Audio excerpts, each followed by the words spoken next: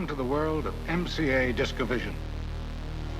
To begin playback of a disc, turn the player power on, place the disc on the spindle. Use the play button to start.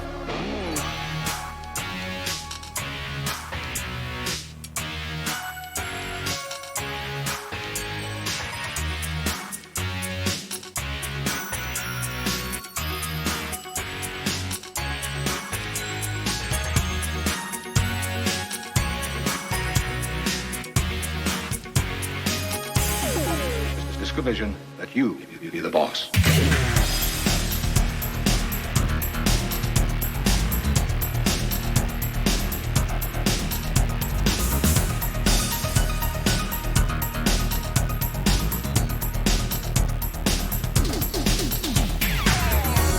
Now I'd like to show you some of the valuable things your MCA DiscVision system lets you do.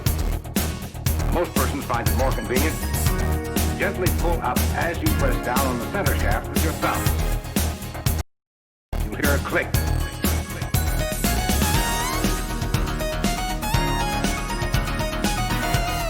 Simply plug one jack into this outlet.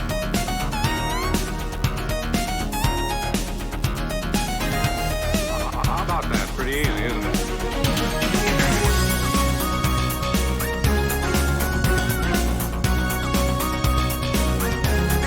DiscVision.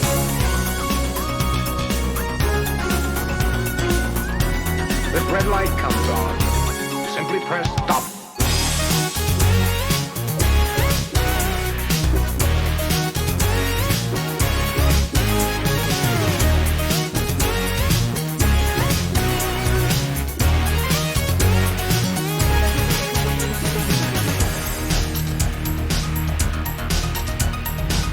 After I've stopped the action, you're going to practice using these buttons. The DiscVision player gives you many special capabilities. Stop, play, slow, forward and reverse. Imagine a dog chasing a rabbit around a tree. How can you get there in a hurry?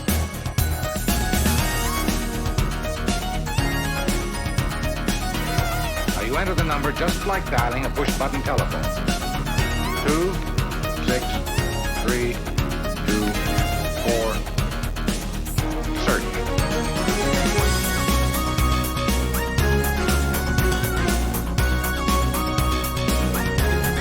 DiscVision. By the way, notice that the sound cuts off when you're running at anything other than normal speed.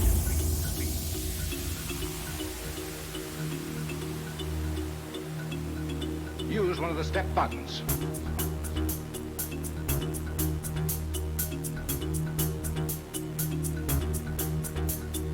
One single frame of picture is now held on the screen for as long as you want. How's everybody doing today? Oh, let's go ahead and cut the music. There we go. I gotta find, anybody know a way to have my Stream Deck fade a track out? That would be fantastic. Because right now, I have to manually pull all the volumes down, and as you see, I slipped and it put it back up. Let's see here, make sure everything's looking good. Let's test our main camera arm here. We got 1, we got 2. My V20 is live as well. So everything looks good on my end here. So I want to be very clear. This is a pre-release unit. There's not much out there about this machine. They sent this to us. And I have their email here. Their exact words were, I've watched some of your videos and I think you're very experienced, have a unique point of view about 3D printers. Would you be interested in being one of the first ones to try out our brand new Mega Zero? So not only did they reach out and give me some details, so I'm going to go over the list of what they're highlighting here on the machine. They're saying high quality extruder, more torque, smoother extruding. They're advertising it's compatible with TPU. My audio inputs are weird. This one should sound fine. I think the other one when I switch to here. But we can check that out here. Let me double check on the ARM cameras here. I'm not seeing anything on these. or these. We should just be going through the Yeti here. Just got to make sure to turn on my other boxes here. Let's see here. Yeah, so always something. Always something. So so you guys are saying if I switch over, because I thought I disabled those, because I know exactly what you guys are talking about. Unhide all. This one has its mic muted. So does my main camera here and the secondary one. I'm not seeing anything here for the Spettle. I think it was just the V20. Okay. Yeah, so the V20, this feeds its own audio in, and I did not mute this mic when I switched over to there. Okay. All right. So there we go. Back to the printer. So they're advertising you do TPU on this. We got a non-standard type extruder, so I'm really curious to see what they have on there. I only have one picture of the machine. This is the first time me seeing the machine. So solid metal construction, build area is 220 by 220 by 250. And they're saying closed loop design at the bottom to ensure a more stable structure. So I'm going to see what, oh, okay. It's based how the frame is configured. The y-axis is actually running on 2 linear rods. They're saying here y-axis dual screw rod design. Y-axis dual slider support improves the stability of the platform. Independent power supply, much safer than exposed power supply. So we'll have to see what they're using for the power supply here. You guys got me all panicked about my sound. I take it very seriously, okay? Let's see here. I think we're good though. Anyways, you guys notice chat is back over here, so behave yourselves because this will be on the video and I can't edit that.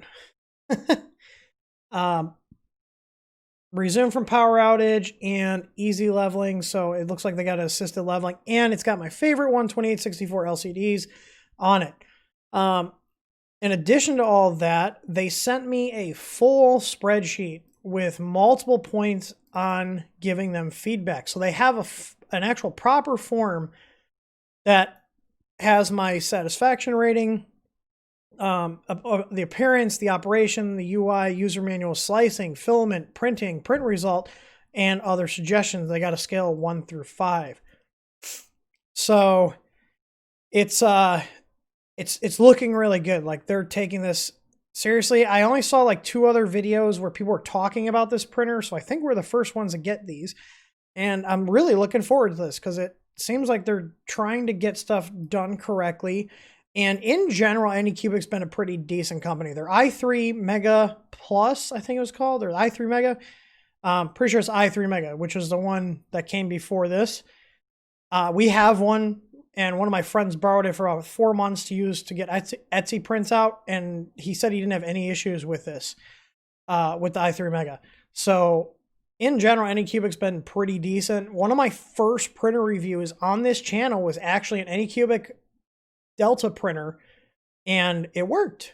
So I'm really looking forward to this, and let's switch over to my auxiliary camera here and get this all positioned so you guys can see here. So let's go ahead and put this down. You can see my messy office.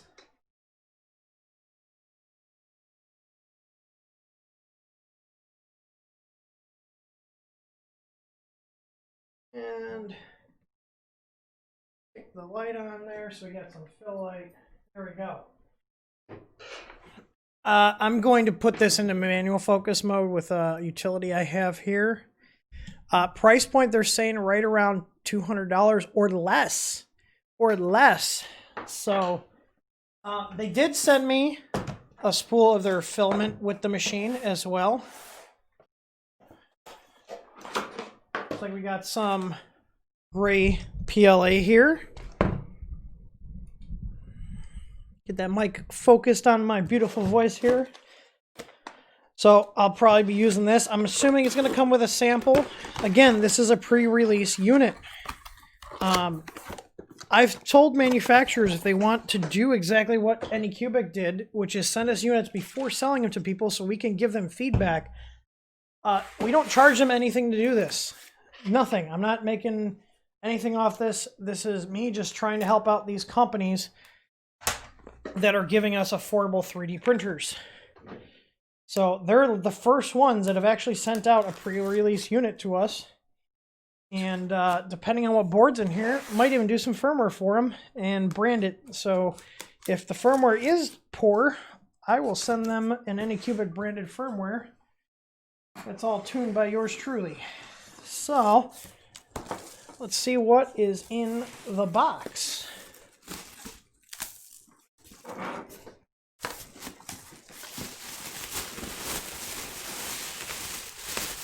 Okay, so this is nice. This, it looks like it's wrapping the entire machine, so if the box gets wet, the printer doesn't stand as much of a chance of getting wet.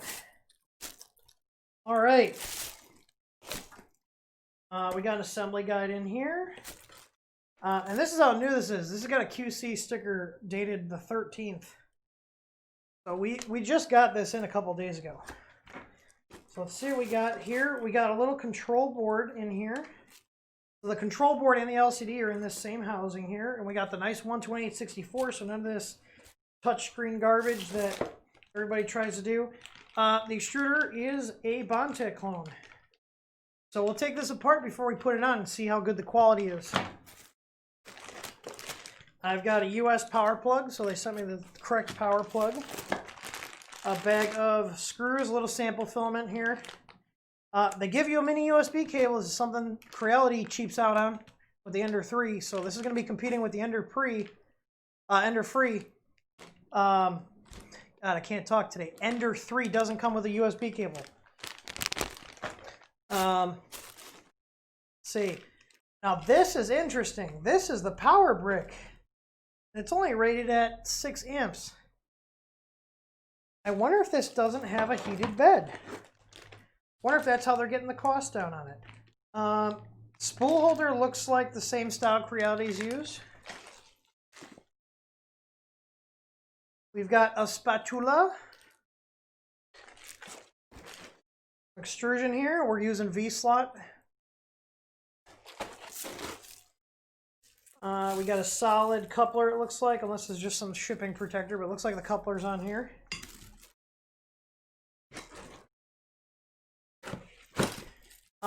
If you guys see here, it looks like a Creality style hot end, but this is a V5 style block. So this is like the kind of block they use on the E3D V5s.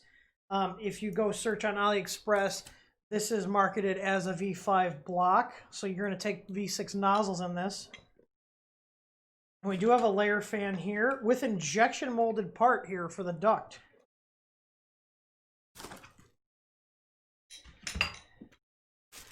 Let's see here. This is labeled, oh, so they actually lasered on here. This is labeled XY, but this has the Bondtech gear on it, which makes sense because this is a pancake style or a thinner motor. If you see here, there's another motor here. I'm wondering if XY is just the brand. I'm going to ask them in this report. Like I said, this is a pre-release unit, so I got to give them feedback here.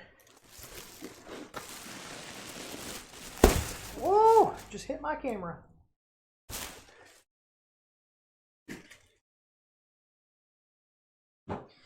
Now, if this does not have a heated bed, you guys got to realize you can print PLA without a heated bed if your build surface is good enough. So, keep an open mind. It certainly is packed nicely. I like that.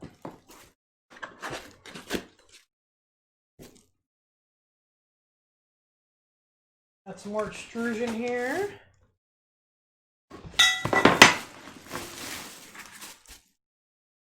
This is looking pretty good, in my humble opinion. Yeah, there is no heated bed, so this would be for PLA. You can actually do TPU on a non-heated bed. I do it all the time. Now, that being said, it's not hard to put a heated bed on a machine. But we're going to review this as is. And if they're not spending money on a heated bed or a bigger power supply, that money can go into additional QC.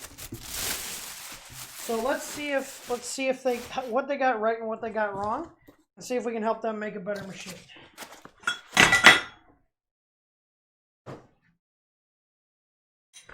All right.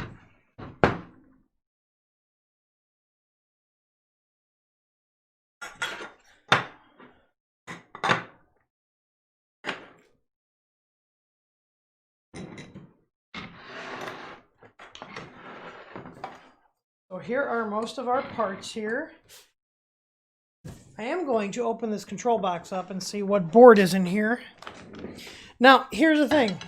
Since you don't have a heated bed, you don't have to have a huge power supply, okay?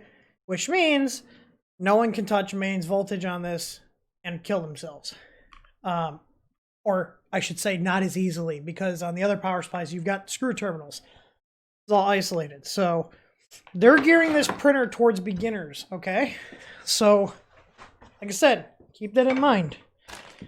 I'm keeping an open mind here, because I do have printers here without heated beds, and I use them for PLA all the time.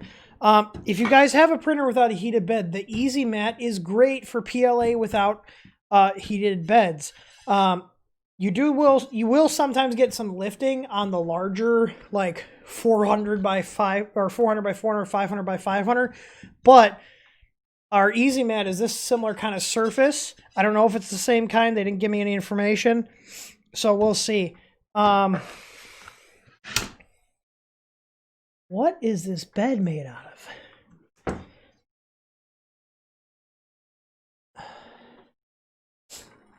Let's find out.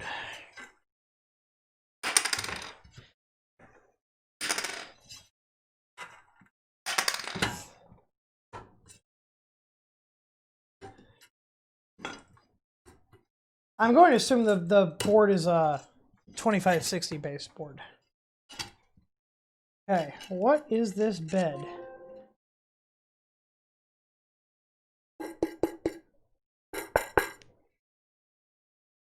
I thought because of how the edges were cut, it might be glass, but it seems like it's aluminum.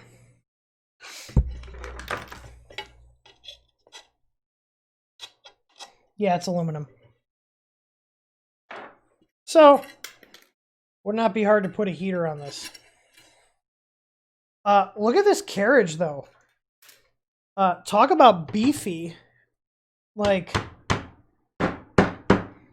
whew! I like that. I like that. Need to tweak the focus slightly. No, we don't. YouTube's probably just killing my my video quality. I've got all this nice equipment here, and YouTube's just like, yeah, you want to send us some nice, you want to send us some high bitrate video? Yeah, we're gonna just make sure that looks like potato vision by the time it gets to our servers.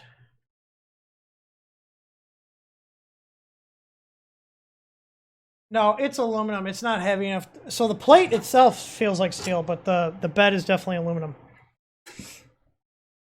I was a little worried. I was like, well, if it was glass, it'd probably come cracked. Chivo learned that. Oh. Let's go on Do Not Disturb there.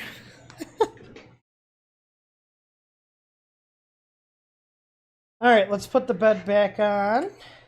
So, and the closed loop frame they're talking about is that if you look, instead of having just a single piece of extrusion through the center here like Creality does, you've got parts in the front and back, so this is a little more rigid.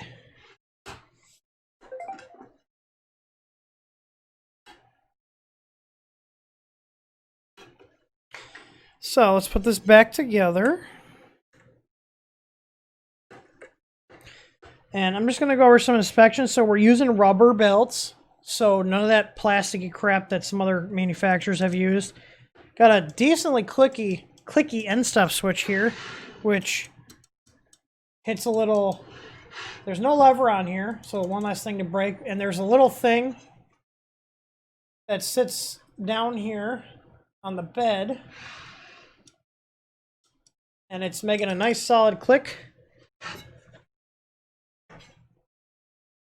We've got injection molded bearing holders here. This could be centered a little better, but This has got 3 here, which is pretty standard fare for when you're running rods. Sometimes you'll get 4, but a bed this size, 3 is fine. Yeah, let's keep on trucking at checking this out. Yeah, it looks like all the motors are just labeled XY.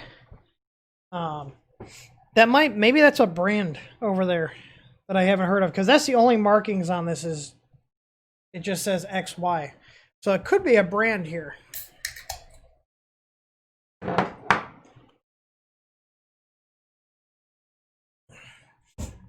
All right, so since I'm not going to be using my talking head cam, let me go ahead and get rid of myself here so we can focus on the machine. And speaking of focus, that's something Logitech doesn't know what it means. So I have to use my little tool here to focus on this. All right, so I will give them, if I see any typos, I'm going to give them any typos. This is already bolted on here. Oh, wait, no. This is a pass-through here. So 2 M5x45s with a washer are going to do the uprights. And they are showing here that the orientation, which is good. So you got the 4 little caps here on the front left here. And then there's a triple cap here because that's where the LCD bolts on, which is right here. And they're making sure to point that out here in the guide, which is nice. So that's good. And then they're showing here that you need to have the one with the screw holes on the right side. And we're looking at, I guess we're looking at the back of the machine, it looks like. Oh, that's the back. Okay, so I'm looking at the front.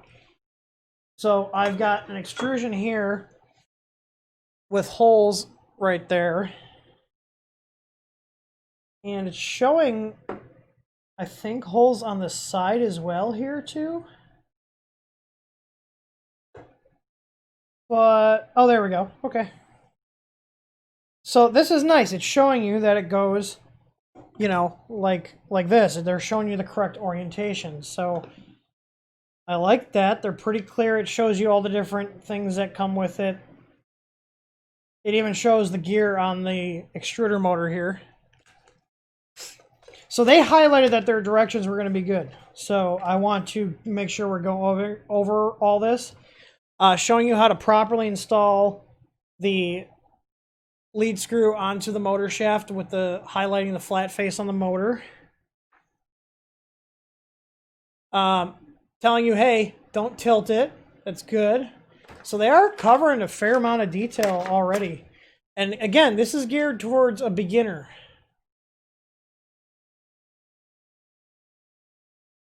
So we're going to drop the gantry on. They're telling you to put these finger tight, which is good. So you want that to kind of float a little bit in case there's any imperfections. And the Z axis switch here. And they are rounded out, it looks like, so you can have a little bit of vertical adjustment, which is nice.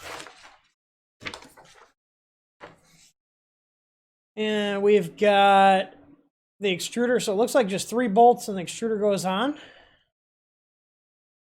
And then more bolts and washers up top. And they're, again, here, these little details. Put it on this way with the, you know, drill lines up. Don't put it like this. Little stuff like this is good for beginners. And like I said, they're targeting this printer for beginners, which is why it doesn't have a heated bed. So, yeah, I think we're going to go in. I'm really actually happy with the directions. So let's see if the directions match up with the machine. This is fairly polished for being a pre-release unit. And we got leveling instructions here.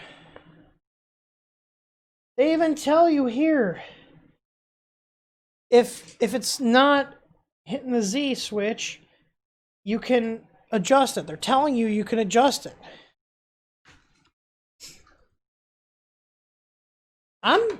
I'm pretty impressed with this little guide. So let's get to it. Let me pull the arm back up here so I get some working distance between the printer and my camera. And let's go ahead and see what we have in this bag so we can start assembling this.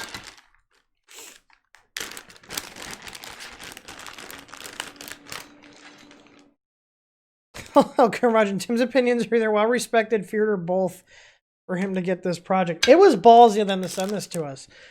It was ballsy, and you know, they directly said they're familiar with our videos, so they know if things are not good, they're gonna get honest feedback. There's a little card in here that has QR codes for their YouTube channel, their Facebook page, and their website. And they say they will respond within 24 hours if you have a problem. So this is nice. We include a little, like, here's how to get help thing with all of our orders. A little SD reader, an 8 gig card. Here's some T-nuts. And these are labeled. I like this. Look at this. Little stuff like this. They're all labeled, guys. So there's no, I don't know what bag of parts this is. Well, this looks like a 25. Is it a 25? Oh, no, it's not. It's actually a 30. Little details, little details. All right. This isn't labeled, though, so I'll tell them, hey, maybe you should label the Z limit switch. But that's what this is. There are pictures of it. And there's actually screw marks on the bracket here, meaning this was put on, so they must be assembling these before they ship them. I'm going to ask them that, if they are going to assemble them before they ship them, or if this was just a pre-release unit. Maybe this was like a test unit they had laying around, and they sent it off here. All right. Ooh, look at these wrenches. These are nice.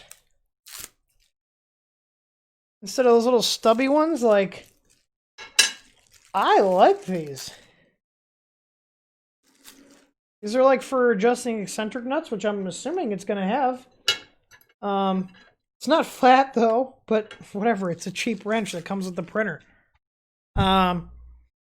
This is usually what you get with printers. This is the same thing. It's just two separate ones. You can get a little more reach in there to get in, but this is a little bent. So I'll add a note to that, but look, I just bent it back. Whoop-de-doo. All right, so I'm going to start putting the garbage back into here. We've got flush cutters with a cap. I've got so many of these things laying around here. And we've got our standard fare of Allen keys. Now, as much as I love my Bondhus ones, these little guys here, I'm going to use their included ones to see if they strip, because again, this is feedback here. If these suck and these strip out, and these are ball end, all of them. If these strip out, then that's something I need to give them feedback on. All right. So before I stand this up, let me get these washers and screws prepped here. In general, I will say AnyCubic in general has been one of the companies that hasn't caught too much heat from us, because they tend to make higher priced products and seem to know what they're doing and aren't rushing stuff out. Like the i3 Mega, like you haven't heard a ton of stuff because they've been doing the GPL compliance. They've been making decent machines, but you know, the i3 Mega was like a $350 machine. And when you compare it to the other machines like the Enders and whatnot, build volume for build volume, the Ender looks more attractive, but I can tell you the i3 Mega was a better built printer. There was a lot more attention to detail. So it doesn't surprise me. Like AnyCubic is one of the companies that I don't have a ton of machines from, but the machines I do have from them, I haven't had problems with. So These are all smooth. These extrusions are tapped nicely.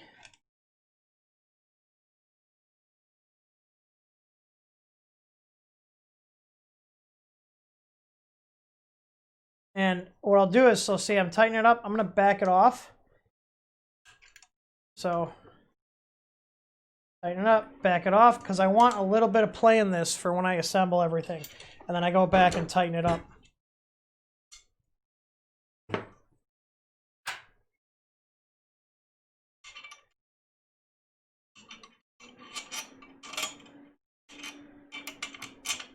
Bags aren't labeled. Take a shot. It's 1:30, guys, on a Thursday.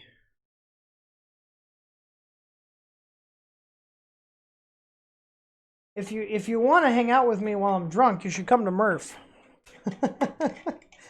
Because my buddies Tyler and Cody are going, and they're always a bad influence.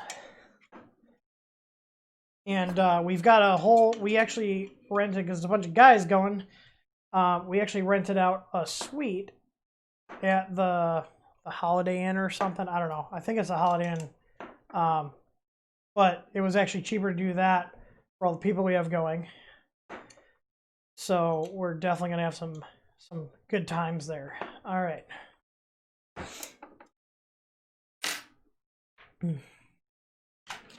How's your basement doing?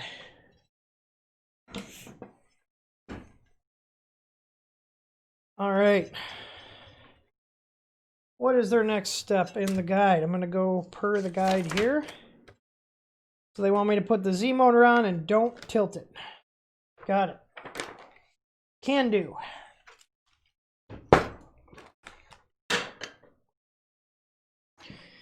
And M4 by 25s. So go ahead and put these in.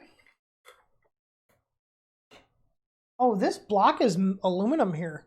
Reality uses plastic. Give him a little attaboy for that. Nice touch. See, I almost gotta like thread these in here.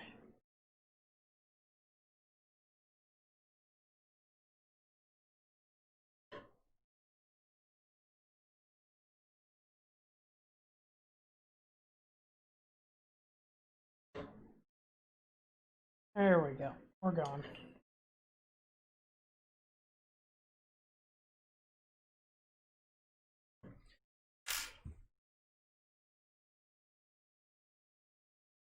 Boop.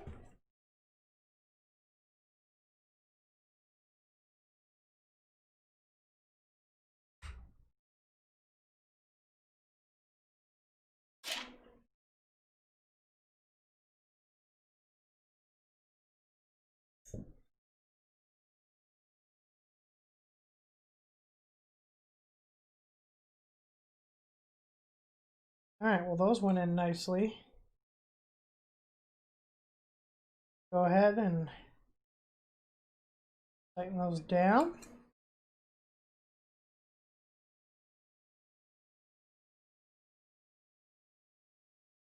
Remember, I left the uprights loose so I can tighten them down once I get the gantry on and all the other stuff.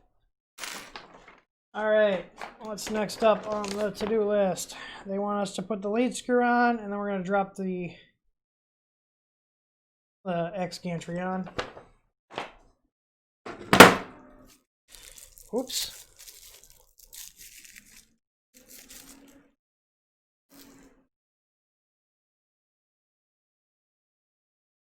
There is grease on here, which is good.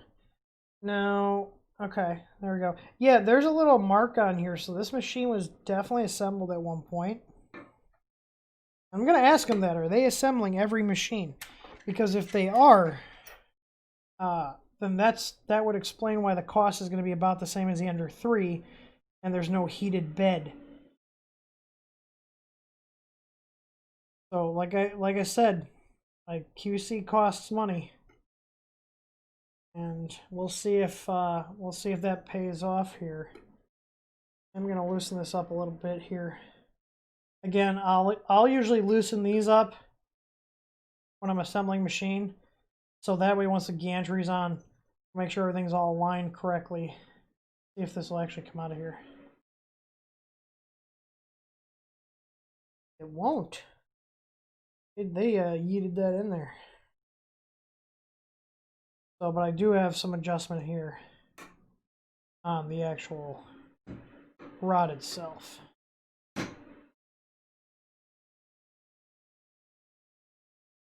Oh, there's two. Look at that. Oh, that's why it's not coming out. They have two on here. Okay. Do they say that? Yes, they do. Okay, so they do point out that there's two set screws on here. There we go. Okay.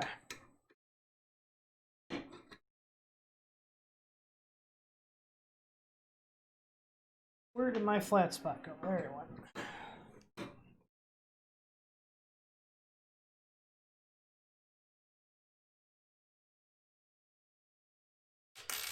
Okay, next is the X gantry, which is attached to the control box. I just want to point that out. Put that on the uprights. Oh, and you guys can see here, so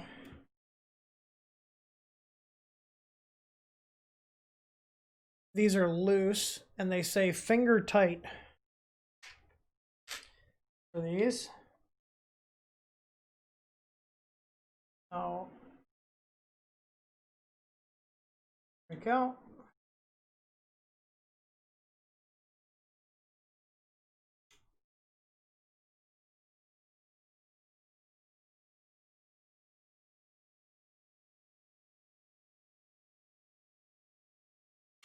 And let's go ahead and bring that down.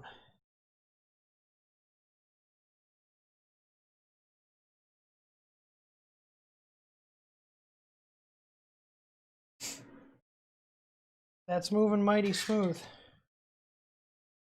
The rod looks straight too.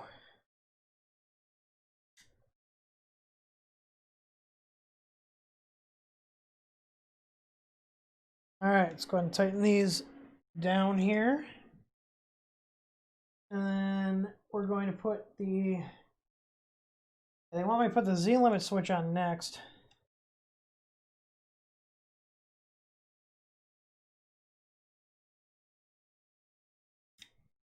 Let me go ahead and get under here and tighten these up now that I've got the gantry in place.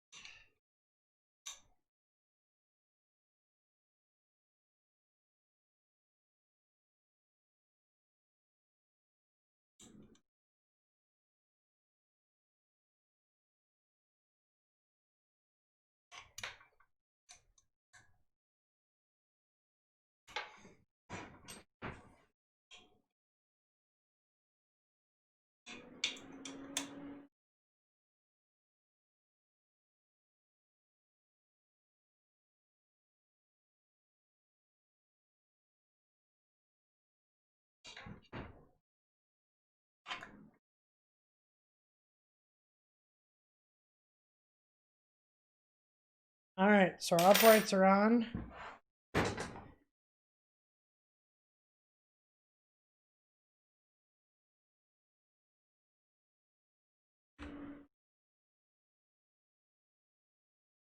All right.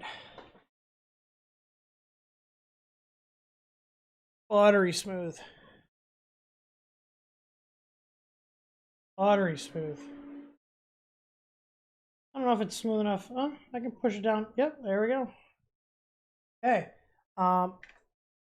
We do have an eccentric here and here. This is actually, this one's a little tight. Let's see if they tell you to adjust them. We'll keep going. So they want me to put the Z limit switch on. That's the step we're at now.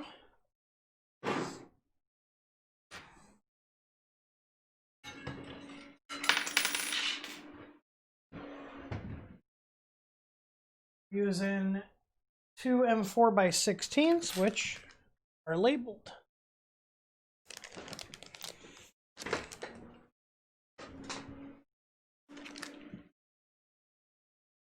Look at that. I was able to spin that by hand by just pulling up on it.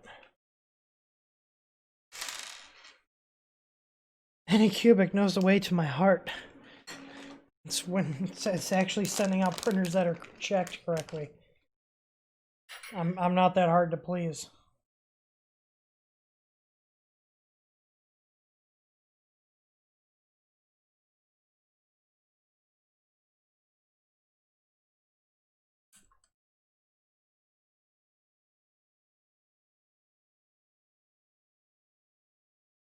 So if you look here, you can actually, if both the bolts are loose, you do have some adjustment here.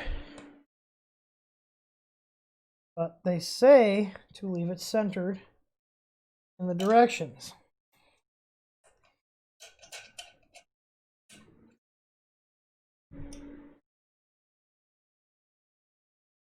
I'm just snugging these up. I'm not hulking them down. All right. Next step is they want us to bolt the extruder on. And then we're going to bolt the top frame on. The extruder uses 3 M3x38s. It says pay attention to the direction of the extruder and motor. So the cable is going to exit the rear of the printer per the diagram. Let me switch this camera over so it's not right in my face.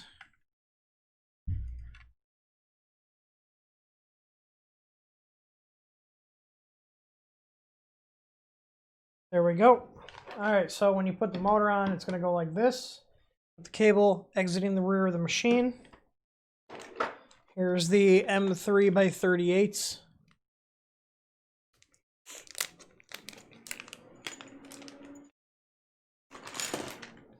Look at that big old adjustment there. Let's take a look at this Bondtech clone here.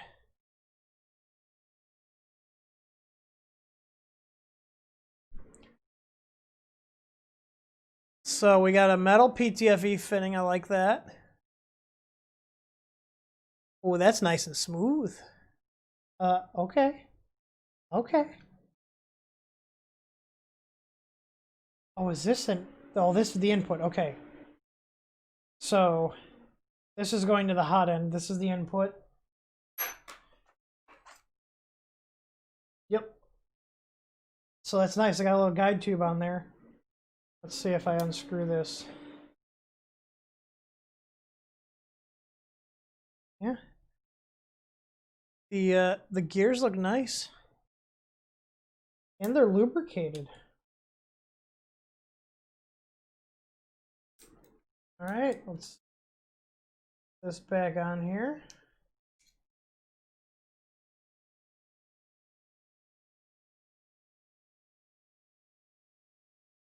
All right, so this is going to go on top here with these 3 bolts here.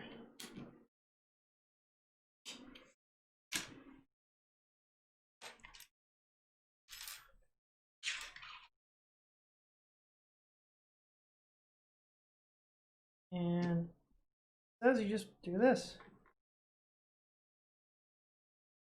3 screws in.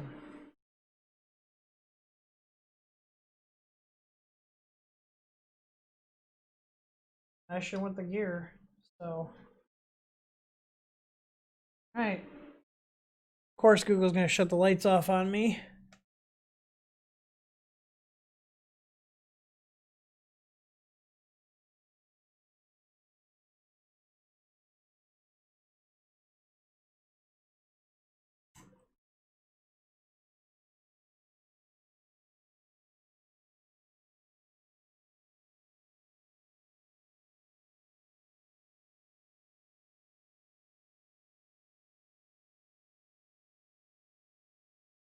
Okay, we're still moving smoothly here. Alright, let me just do bag removal. Or if you're from Wisconsin, bag removal.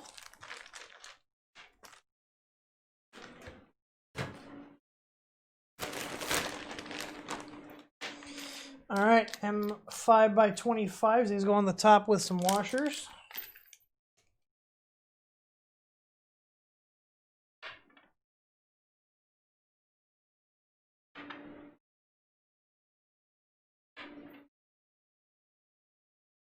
All right.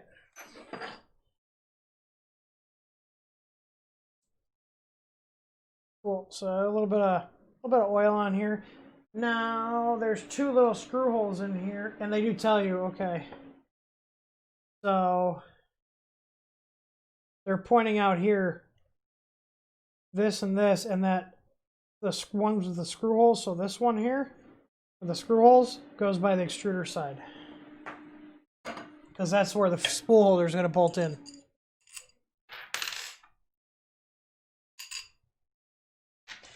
These bolts seem to be nice quality too. They got a nice shine to them.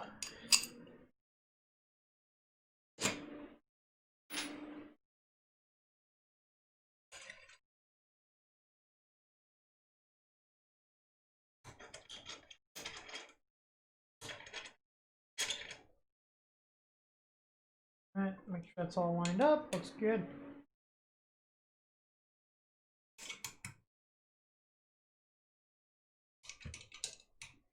Hey, WF, did you get that shadow box done yet? Since you're in here.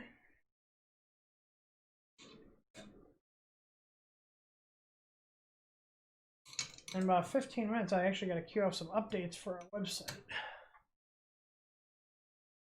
All right, we're nearing completion here, so they're saying to use 2M. Oh wait. They actually have here, I just realized, the printhead cable needs to be laid behind the right end of the aluminum, which I did not do. But it's good that they point that out, so here we go. Read the directions, Tim. Okay, M4 by 16 and our spool holder is poking out the rear, so I'm looking at the rear of the printer right now.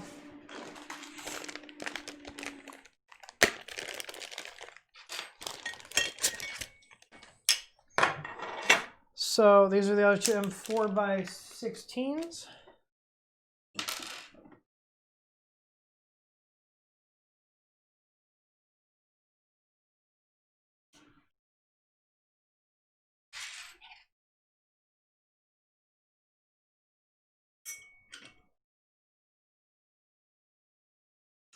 That's where the ball ends come in handy.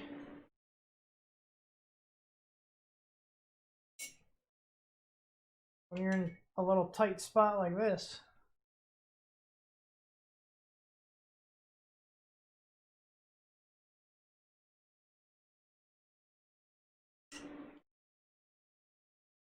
Those went in nice. I don't think have I found anything to complain about this yet? In terms of build quality? I think I have.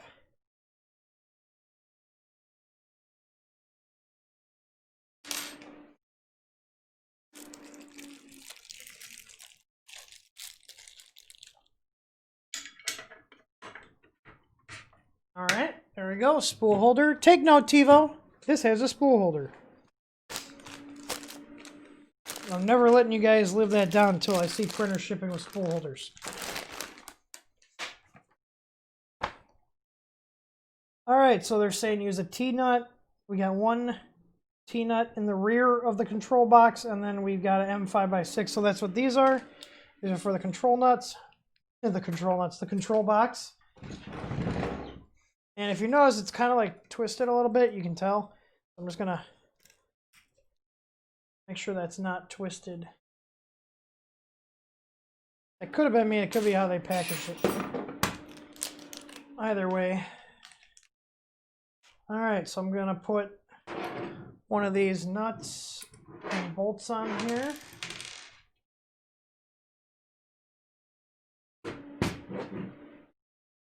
See here.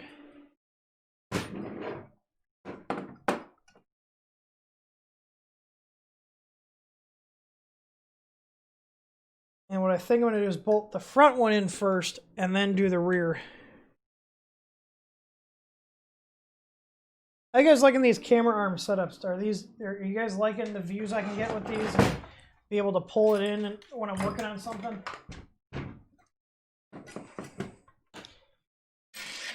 Always looking for feedback. Because what I think might be a good idea, some people might not think is a good idea or like or whatever. Trying here.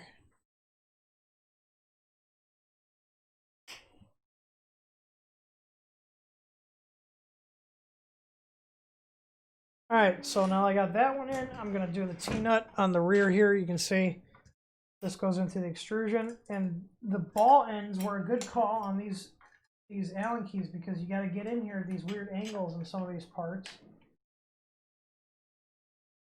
There we go. Look at that. Alright. So we just got to hook the cables up. Do they tell you? Connect all those wires to their corresponding ports by the label respectively, and they've got a Y end stop switch here, motor, extruder motor, X motor, Z limit switch. They're telling doesn't matter, just connect to the two outer pins here. Same thing for the Y limit switch. So let's take a look and see what I have here. So I got my Z and my Z limit. So these are on. So the Z and the Y are on the same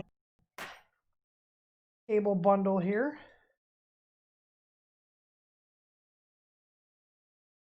Go ahead and here, are these both the same length? They are. All right. I mean, I would have liked to see JST plugs on these, and maybe a little bit longer on the Z here. But again, this is a pre-production unit, so I get a chance to go back to them and be like, hey, here's how you can make things nicer. All right, let's see. Under here.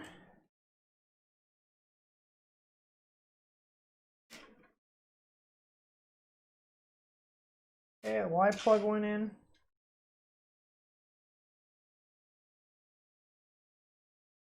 Question is,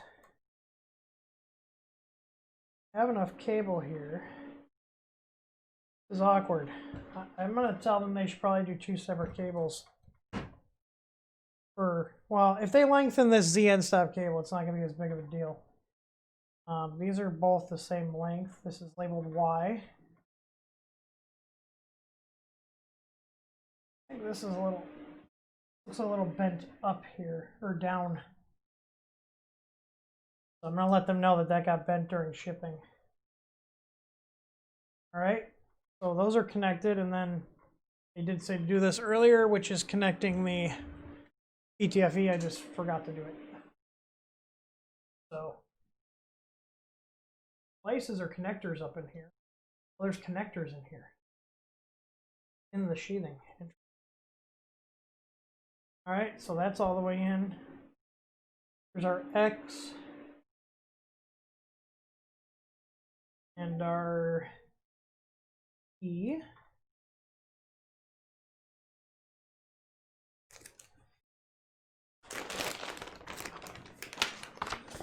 And that's it.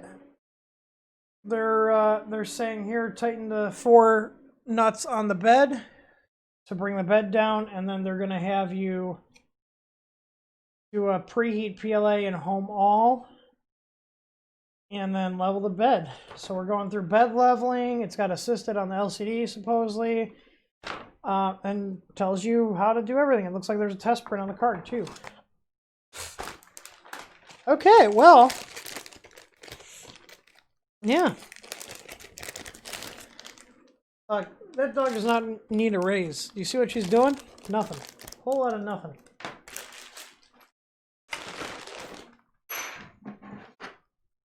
Hey, Clara, do you need a raise? Clara? You want a treat? Cookie? Bingo stick? She's out. She's completely out. That dog is gone. All right, let's get my power connected here. I'm not leaving the office. I'm just getting up. Not going anywhere. Nope, false alarm. Not going anywhere. Sorry. Sorry. As the Canadians say, sorry. Ooh. All right. Get that mama shot going here. Let's see.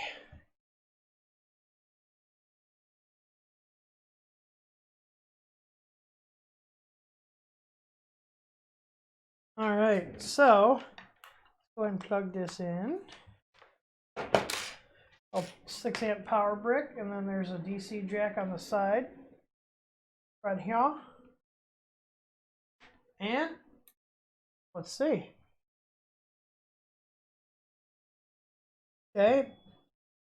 Yeah, no heated bed like we knew. Let's see. So they've got just preheat PLA. So this is okay. So this is a really stripped down LCD menu, which is going to be nice for beginners. I'm not even gonna complain about that. All right, let's preheat. There's no SD card. What do we have under control? Look at that. Just so they're limiting the options on here, which we can flash this. So don't get all up in arms, okay? This is a printer for beginners. That's how they're going to be marketing this. Like, just give them the essentials. You got cool down, disable steppers, all the bare essentials. We can move axes. Let's see if they have... Okay, so that moved. Was our extruder at temp? It's not even. So cold extrusion prevention is not on. I'm going to tell them. Let me write this down. They should have that on, especially for this machine. So, and they're out right now. I'm going to ask them to send me the source because obviously running Marlin, and I have no doubts that they'll send it. Enable.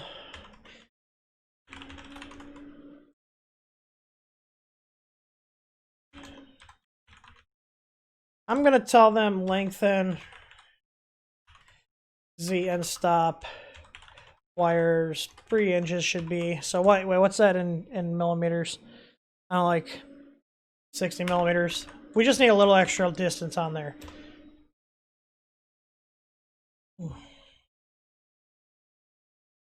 So let's see if it homes. Oh, I gotta tighten these down like the directions said.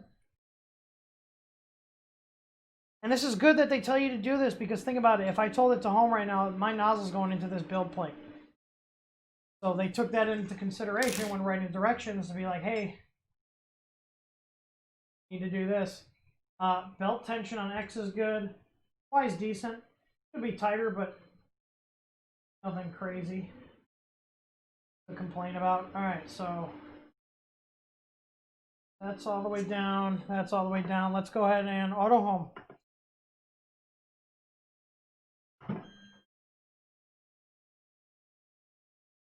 Definitely 4988 drivers. It's about as loud as an Ender 3.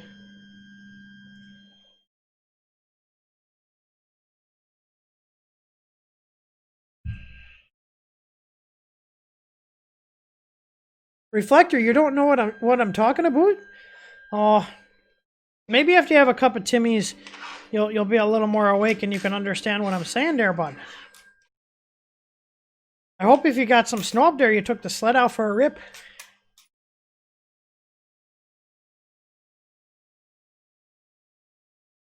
Springs feel decent. They're small, but they've got a lot of tension on them, so... Let's see here. Okay, so let's just do one more test home.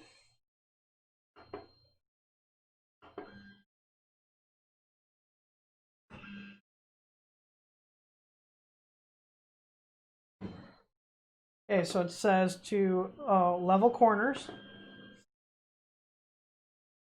And they said use a piece of paper, so I'm going to use their little QC sticker here for thing.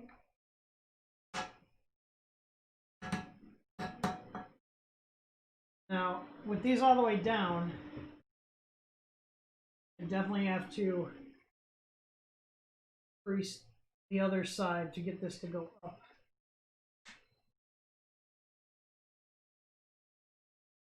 All right, let's go next corner. And we'll do a couple passes on here.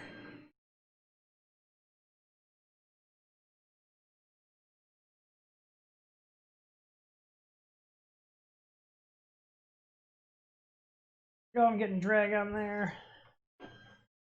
Go to the rear.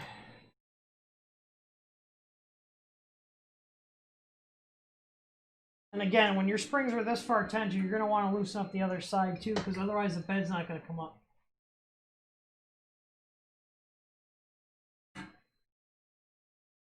There we go. We're starting to raise.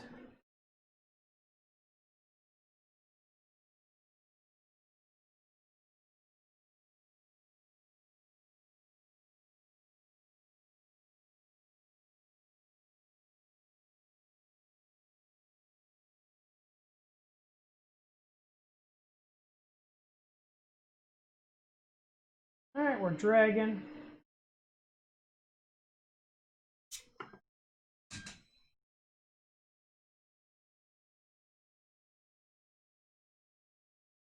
That was a little too tight now.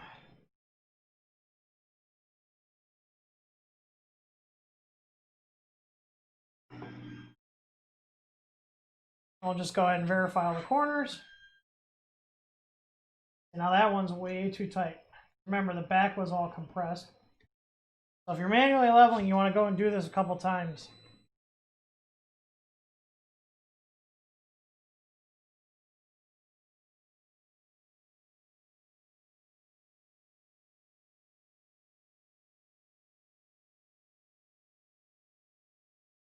This corner doesn't want to come up.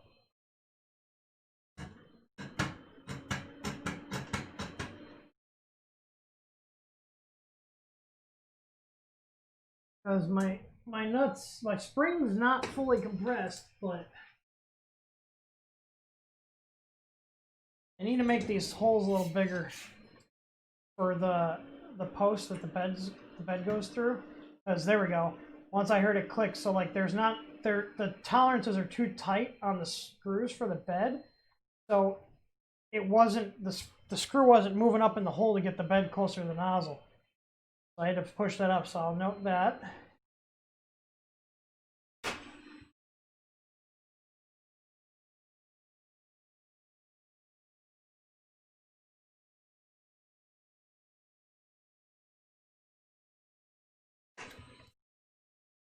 I'm gonna make a note here. Large holes on Y carriage.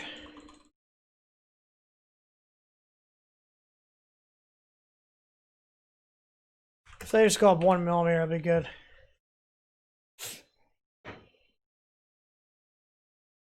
Get a little more tension. And they do say to do what I'm doing now in the guide.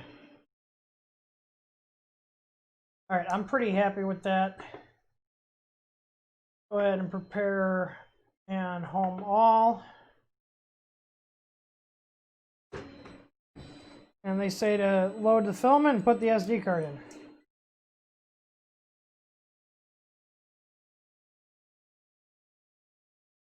Okay, we're still preheated. I put the card in. There we go, if I hit refresh. Okay, so we got wind nozzle and owl.g code. So let me see what this, I hate using these. Okay, chat, do we use this or do I toss this and use the roll they sent? I'll let you guys decide. What are we printing the test print with, this or with the roll? I don't know if the whole roll comes with this printer when you buy it. They weren't exactly clear, but they sent me a printer and the roll also showed up, and there was no mention of the roll in any of the emails. There's nothing wrong with micro SD. Stop hating on micro SD.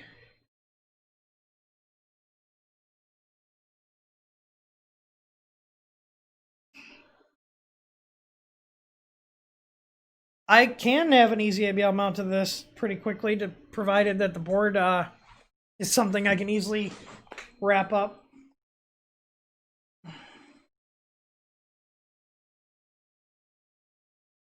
We got 3 for roll. 1 for whatever the hell this is, a little sample.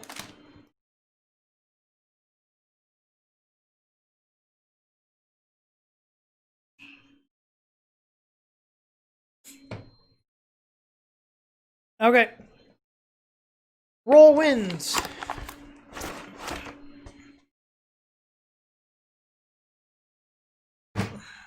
Okay. I'm going to ask them, does it come with a spool? Does it come with a spool like I receive? If not, get rid of the small, useless sample and include a 250-gram roll of PLA. Fine, you guys are no fun, but you're right. I don't even know if I used the sample or not. All right, well, let's see how well this does. Now, how do they tell you to load the filament? Let's see. Do they tell you to cut it? No, they don't. So they say to just eat it in there. All right. So let's go ahead and put it in.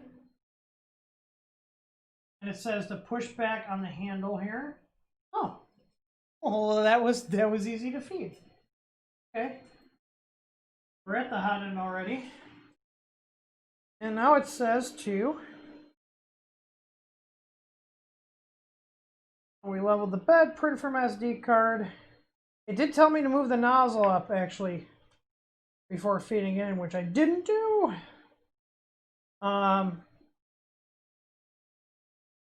And they're telling you to, if it's not feeding smoothly, adjust the extrusion force by rotating it. So more force clockwise, less force counterclockwise.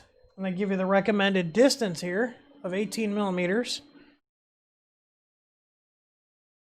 And then they want you to print owl.g code. So make sure the extruder works. We know X, Y, and Z work. Well, that just eats that up. They got those feed rates set pretty high. Ooh. I went a little too fast for the nozzle there. But it's extruding. All right. So let me go ahead and print from SD. And we're going to do owl.g code. If the print tab is 190, it's probably just going to start printing now. Moving up. I've seen this with multiple machines where the starting code kind of like moves the head up. And now we're going down. We're a little too high. Do they have baby stepping? Oh, they have baby stepping! In the stock firmware.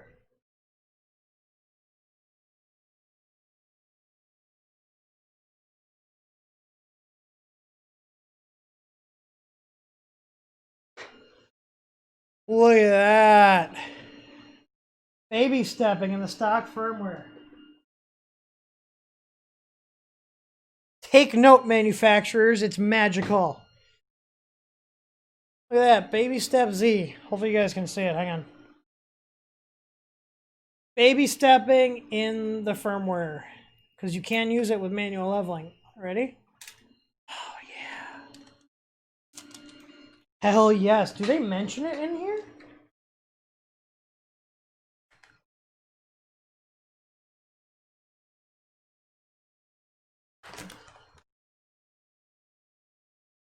They don't. They haven't enabled it. There's no mention in the guide.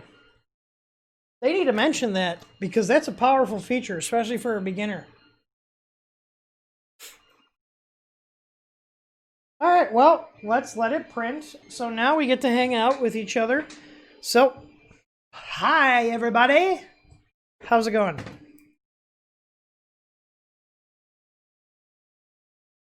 Let me get right up in there.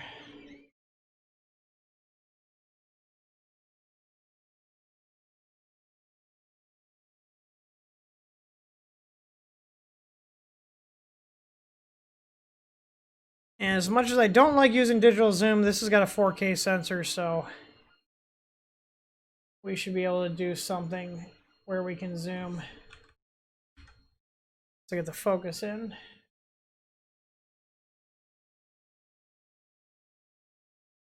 So you can see where I was too high and then I baby stepped it down.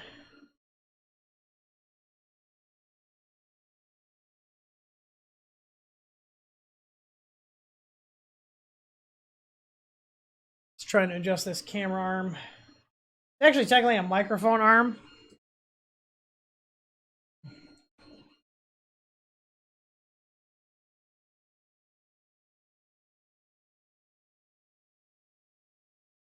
Is it worth upgrading the CR10 hot end? If you have a reason to upgrade or something that would benefit, yes, but if there's nothing particular, then no. I'm also going to check their fans too, see what kind of fan is in this hot end. So we're going to start taking things apart.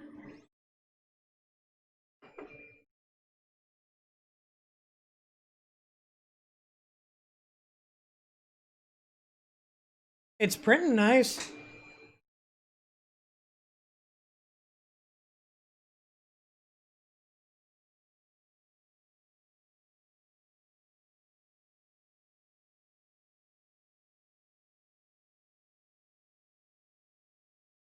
Grommet / strain relief. We'll take a closer look at that and see what's inside once I take it apart.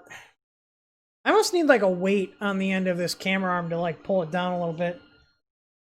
Well, I got a better picture if I might have too much light in here. Let me turn down that ring light.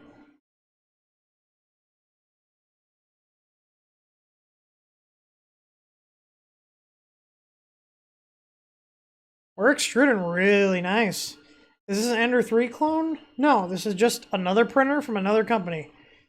Everybody needs to get over the whole Ender 3 clone, CR10 clone.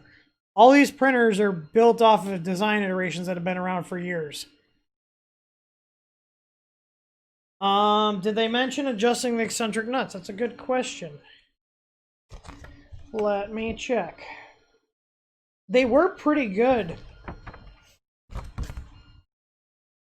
In terms of the stock, I didn't... Oh, man. I had to drink more of my coffee. They did need adjustment.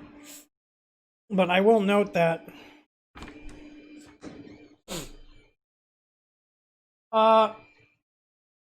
white is pretty good at hiding layers. Carbon fiber or matte type filaments hide layer lines pretty good. All right, grommet, strain for cables exiting control box area. What else did we say? Oh, mention baby stepping feature in manual. Mention and explain the eccentric nuts. What else? Let me save this. Okay, Mega Zero feedback. Notes.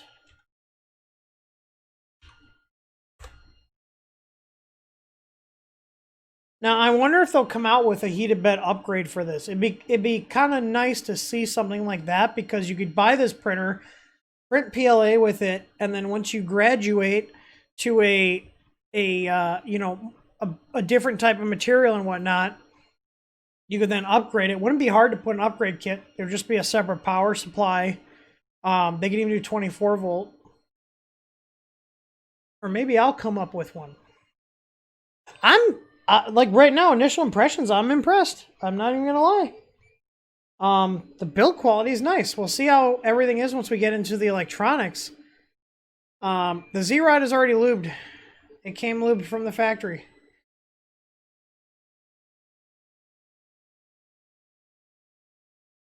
I mean, it's got a layer fan. It's got a little textured surface, and I did squish it pretty good on the bed, so we'll see if it lifts at all.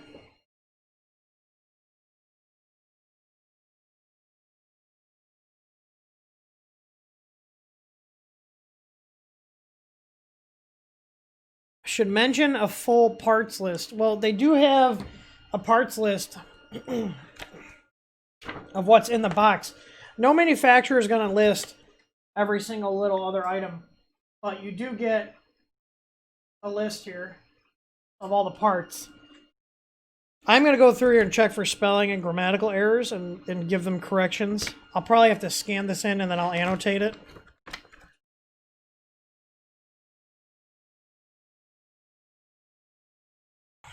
Is it textured PC? I don't know. It's textured something. But it seems to be a similar type of mat like our Easy Mats, which are a textured PC. So our Easy Mats do really well without a heated bed for PLA and even TPU. I'm not saying you will never get warping with our mats, but I'm saying they do very well. Thermal protection. Well, how far are we in on this print? I don't think we're gonna have enough time or filament to do this owl print.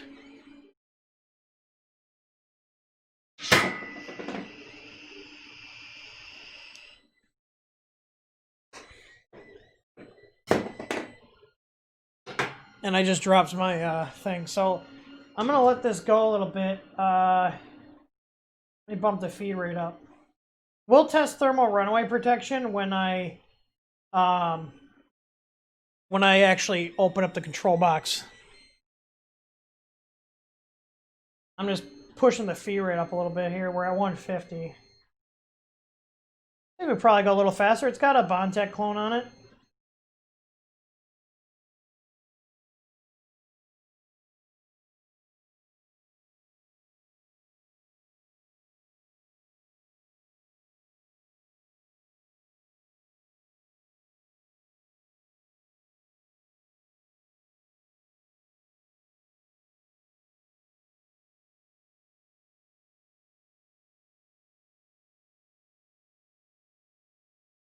Yeah, it's definitely sliced with Cura. You can tell how it's doing the infill.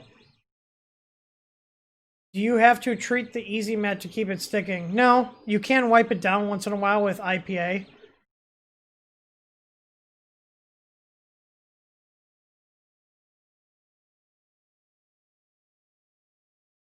But as much as I love the PEI and the flex plates, the Easy Mat is still way higher adhesion than the PEI.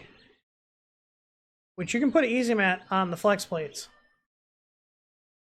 I want this to get a couple layers done so I can see how the layers look in terms of the Z accuracy. And I'm not going to judge that this is lifting in the corner because the bed wasn't level. Well, it was level, it was just too far away. And they didn't do a skirt around the part, so I couldn't use the baby stepping to squish it. So I was doing that adjustment on the actual bottom of the print. This is why I tell you guys to do a skirt around the part, is so you can do your adjustment on the skirt and not have the print print lift. Easy boards will not. I will not be doing easy board support on this machine. I'll tell you that right now. Not worth our time. Considering the board costs. Well, I don't even really care about the cost. It's just probably not going to be worth it. It looks like it's probably a proprietary board with. I'm going to say it's probably a 2560. That's my prediction. Is that they probably put a 2560 on here.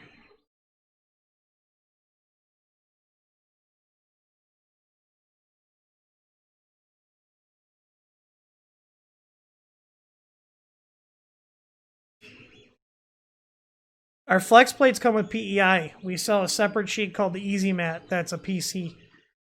PC being polycarbonate. Anything special for printing PETG? Yeah, just like PEI, you want to have some sort of barrier between there. Barrier being hairspray, PVA glue stick. Vision Miner would probably work. I don't know if that would make adhesion too much. But PETG bonds to PEI, glass, and polycarbonate sheets. Alright, so I got enough height here. Let me see what happens when I stop the print. What's their routine? Probably gonna home X and Y. Nope. Alright, motors are disengaged. And the hot end is cooling. Alright, so yeah, I was definitely a little high. Let me adjust the focus here. Definitely a little high on the first layer there. You can see around the edges where it didn't stick.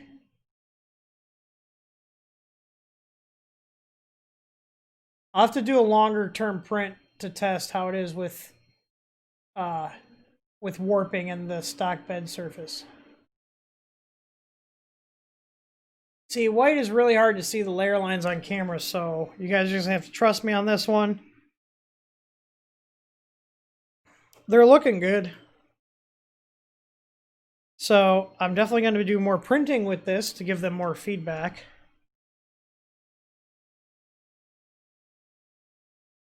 Let's see what's in the box. I'm going to turn it off and plug the power. Still, it is okay. Get rid of this filament sand.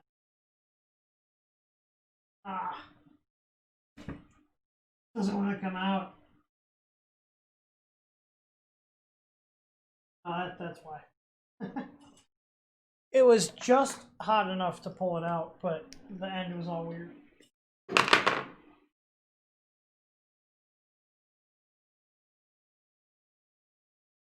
Nice PTFE fittings, unlike Creality.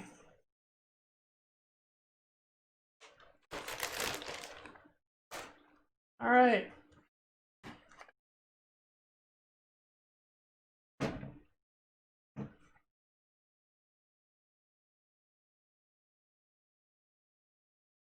Pulling the X Gantry up slowly so I don't backfeed the motors too hard, or the drivers I should say.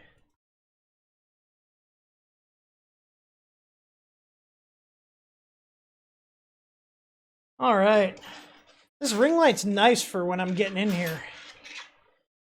You know, I've been here. I wonder if I can, hang on, let me see if I can set my exposure on here.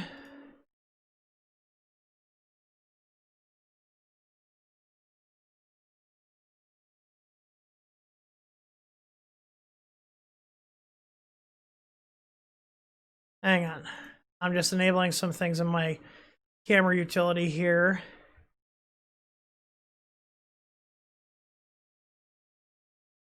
Let's see, white balance.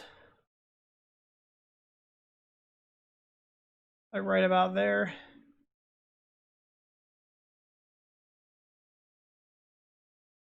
And then turn backlight compensation off. Exposure time. There we go. I killed my frame rate there. Let's go one notch here. All right. And I should be able to gain is what I'm looking for. So the camera's not freaking out every time my hand enters. Look at that. There we go.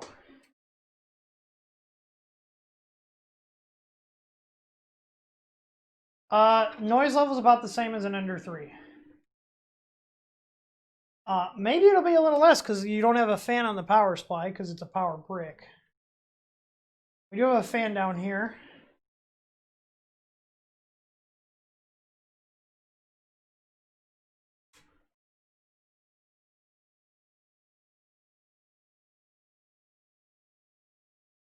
Is anybody watching this on Facebook? Because this is streaming to our Facebook page too. We're doing a dual stream today. All right, so the fan is mounted to the box. So let me disconnect that. Oh, we've got a 1284 board in here. I was wrong.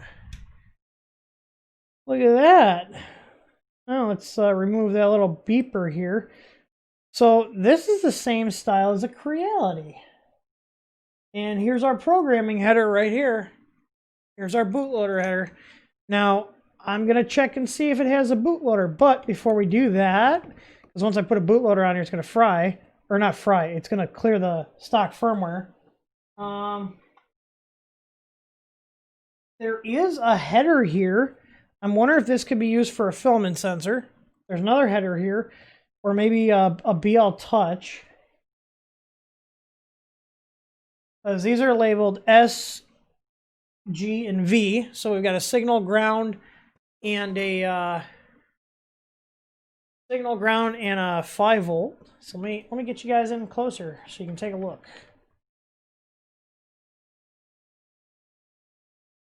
Come on, there we go. And let's go ahead and get focus going here. Turn the gain down a little bit. Really, camera arm? So we've got signal, ground, 5 volt. You can see here, this board has an option for another MOSFET for a bed. So here's our hot end right here. And then, yeah, here, hot, bad, and a 12 volt input. So you could actually solder a screw terminal here and populate a MOSFET here and put a screw terminal here, and then you got a heated bed control. I wouldn't waste the time doing it unless you're keeping the stock control board. The screw positions are very similar to the Creality.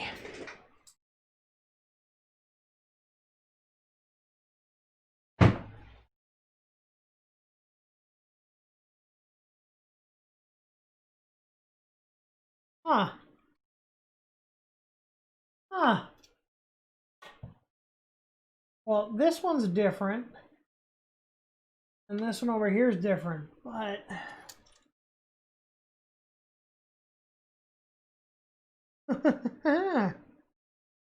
there's obviously no power switch on here, but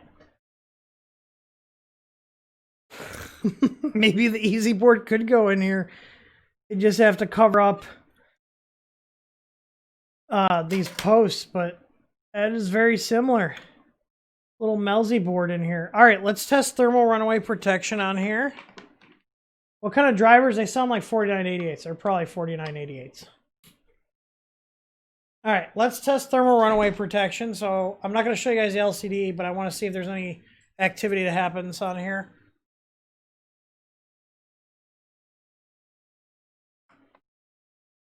All right, it asked me if I wanted to resume printing, even though I told it to stop. But they're probably using the same code everybody else is, like Creality, and when you shut it off like that, it acts weird like that. So that's a bug in the actual Marlin code because it's Creality's code. All right, so I'm going to prepare and preheat PLA. And I'm just going to disconnect this wire here.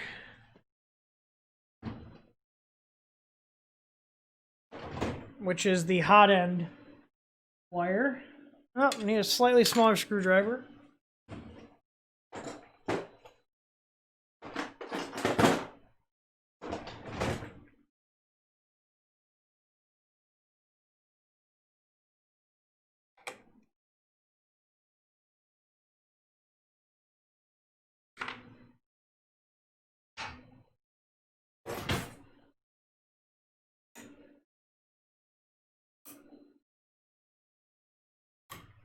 Why is that not coming out?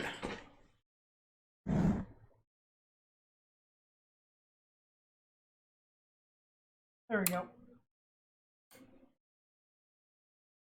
All right, so the hot end's dropping in temp. We're set to go to 190. We're at 182. We're dropping right now. Let's see if it triggers.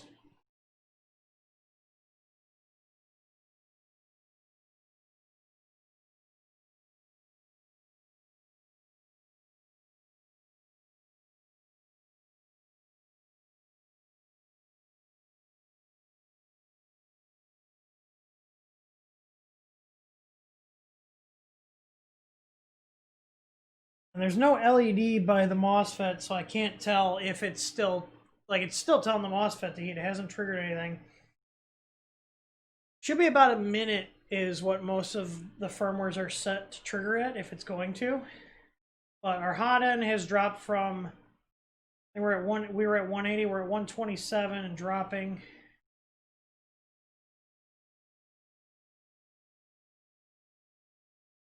Yep, there we go. Thermal runaway's on. It just shut it down. So there are tinned wire ends on the heater here. I am going to mention that in my report, but on the heater, you're not pulling a ton of power. So not the end of the world, but not ideal. As you guys know, I'm not a fan of tinned ends.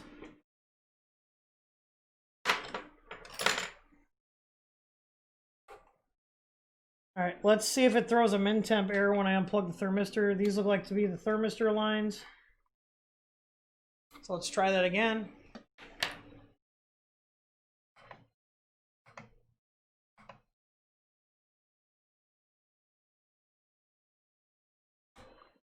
Min temp error is thrown.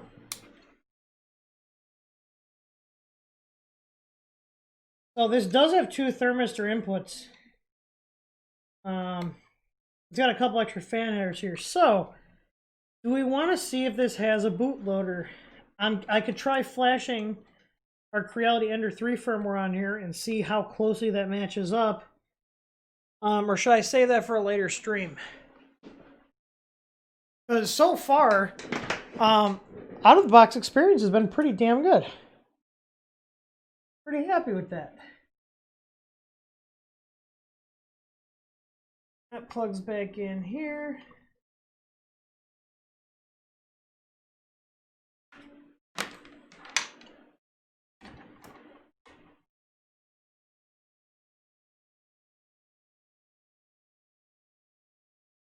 I'm surprised you're not removing them. Well, it's not a loaner. They gave this to us, but like I said, I'm not overly concerned with it. And if they're going to tin the wires, I'd rather test it with the tinned wires. I haven't ever seen a hot end burn up terminals because there's just simply not enough current going through them, even if they are tinned. Yes, it's not proper, and the main concern then at that point is going to be as the machine gets older, if that solder is going to start loosening up. But you're much more likely to get issues with the terminals on your main power input on the board when you're running a heated bed through it. You know, this power supply is only 6 amps because it doesn't have a heated bed. And I'm willing to bet if I source the MOSFET that's not populated, it's probably the same one that's being used for the hot end, or just a similar MOSFET, and soldered 2 terminals on, you could have heated bed on this through the stock board. But obviously not something for beginners. But who knows, maybe they'll offer where you can swap the board. But it is a 1284p. I'm surprised that they're using that. There's nothing wrong with the 1284s. They just typically don't have bootloaders, but they get the job done. They actually have more RAM than 2560s, but they have less program space.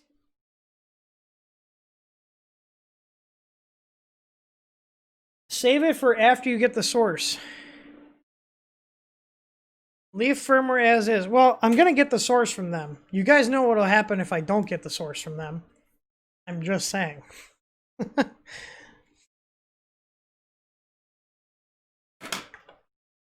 Let's see if this printer powers up with the USB plugged in, like the Creality boards.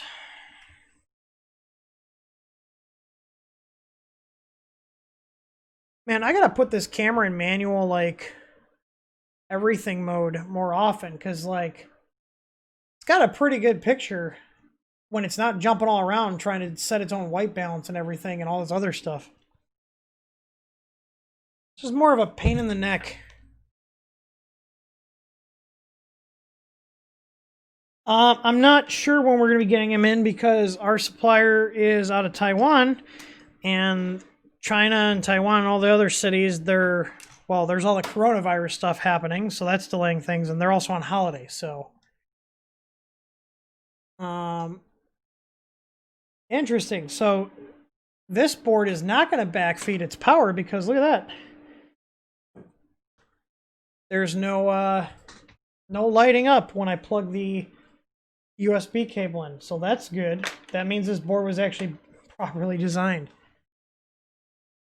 Let's hear if I get a doo-doo-doo. Oh wait, my sound's muted on my computer, so I'm not going to hear that. Hang on. Yep. I shut it off. Yep. So we have proper isolation here. Take note, Big Tree Tech and Creality.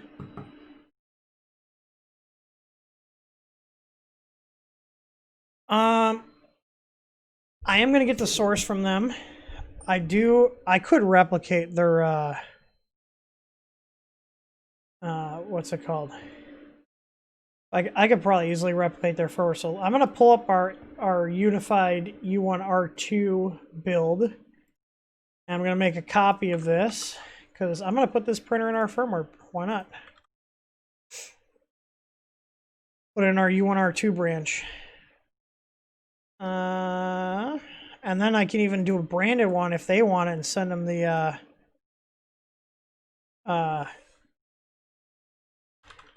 do a branded one. They can even use it to ship the printer. I can make it even better. Mega Zero. Let's see here. I'm just copying the files over right now, and I'm just going to try to flash the Ender firmware and see what works and what doesn't work, because this board's probably set up the same exact as the Melzi boards, which is what Creality uses. I can also take a look and see what pin that is, because then we could do a filament sensor on it. But all in all, this looks to be a decent little machine, especially the stock firmware's got a few little bells and whistles. Like that baby stepping is a nice feature to have out of the box. So let's see. I'm going to try to flash it with Ender 3. I don't even know if I asked them for the source code. I did not. I will send them another message. Oh, God. Oh, God. OBS just freaked out. All right, let's see here. So if I just tell this it's an Ender 3, that'll give me a good baseline to see what differences there are. All right, I think we're on COM6, it looks like. Let me save my config file. And let's go ahead and compile. So if we switch over here, see here, it's compiling right now. So we'll see if it actually takes the firmware or not. If it does, that means it has a bootloader. If it doesn't, then I'm gonna have to flash the bootloader. You guys want to make a prediction if they have a bootloader on the board or not?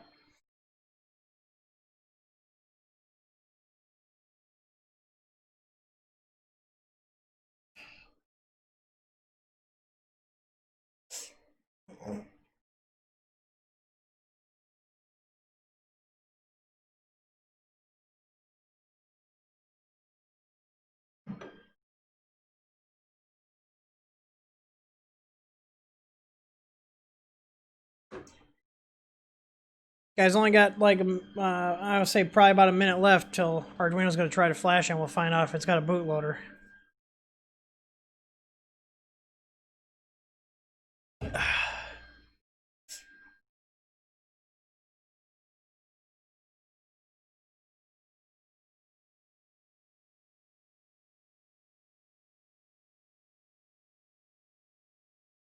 No one's saying yes.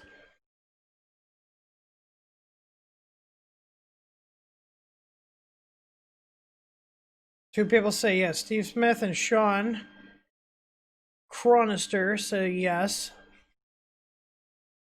Oh, I was wondering what was eating up my CPU. I was like, this should be compiled by now.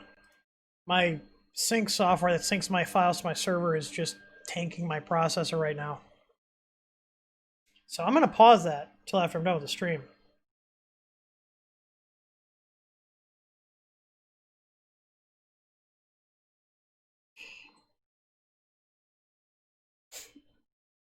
We're almost there. The compile bar's full right now. If my Resilio sync software would just stop bombarding my processor, that'd be nice. Because usually it only takes about 30 seconds to compile in this box when my CPU is not being hogged by another program like it is right now. Yeah, let's set the affinity. You get one CPU thread, Resilio.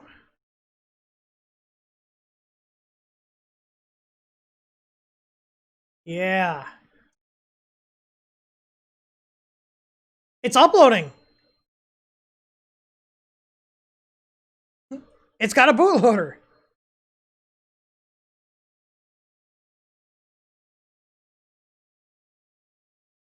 Oh! Oh, holy shit. We got LCD. It thinks it has a heated bed because I flashed it as an Ender 3. The LCD works. Alright, let's see what moves the right direction. X moves.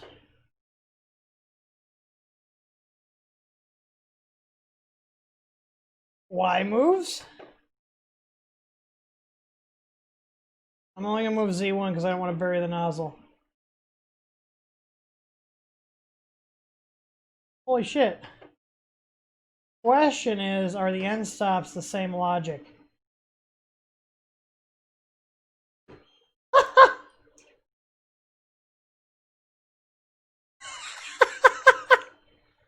Would you look at that? This is gonna be cake. Print from SD. SD is reading. So they must just use the Melzi standard because everything is even though I even hear the beeper. Wild. Wild. Obviously the steps per millimeter are going to be off. Oh, I should have took a M503. I could always calibrate the extruder myself, but I'm going to get the source from them. Would you look at that?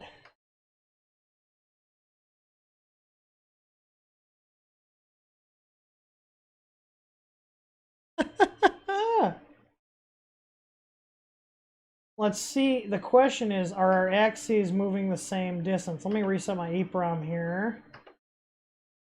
Roll. Restore failsafe.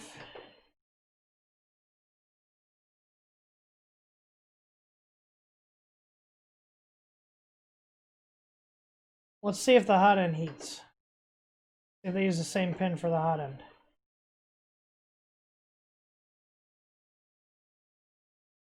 I heard the fans change a little in speed, which means the hot end's probably heating. Yep. The layer fan works.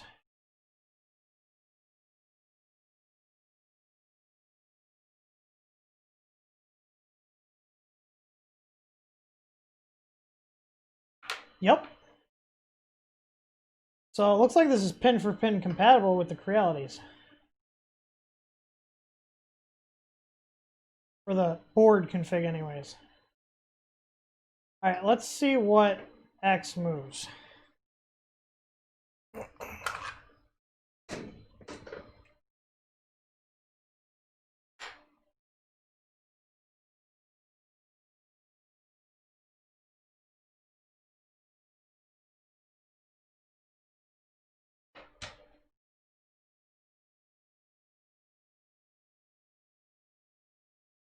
Yeah. Same as Creality, so 80 steps per millimeter. And the gear, or the pulley on the Y is the same as the X, so the lead screws is the same as well. But, I mean, we can verify it.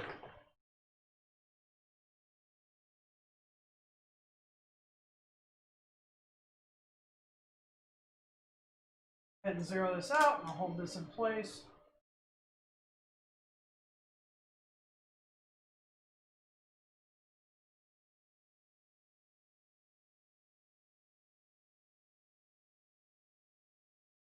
Yep. 400 steps per millimeter on the Z. I know the E is obviously going to be different because this is the geared one. Other than that, holy crap. Well, I have some firmware to work on.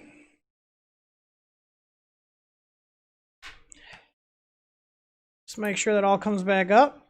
Look at that.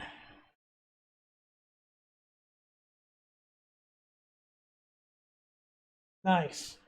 Nice. Nice. Well, let's see if I get an infection. Let's see what's on the SD card here.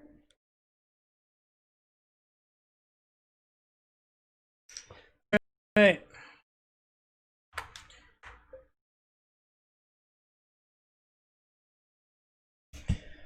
Oh, that's interesting. My CPU spiked to 100 when I plugged that in.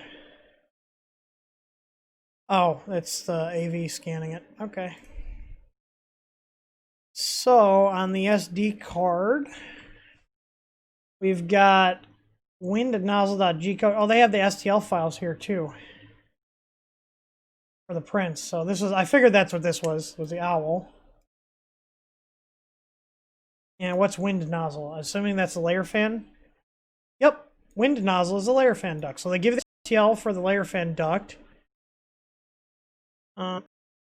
CH341 drivers, which are nice. So it's using the CH340 on there. We got Cura 421.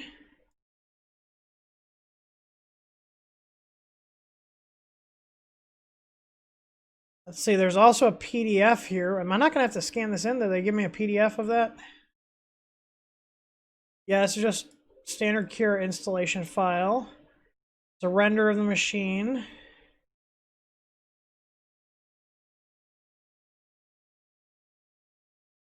Oh, so this is a more thorough assembly. So they give you, this is 47 pages, so they give you a quick assembly. A quick assembly one in the package. And this one seems to be a little more detailed.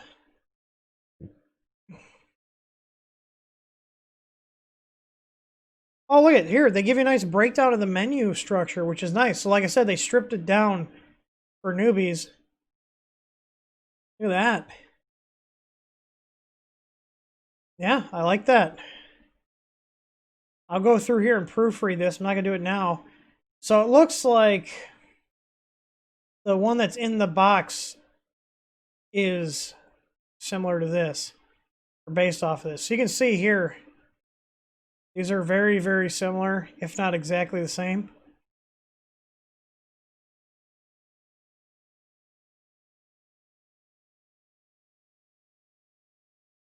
They did a good job. They did a good job on this. There we go. It is essential to level the platform 3 printer. Once level is not necessary to level every time. Please follow the procedures here.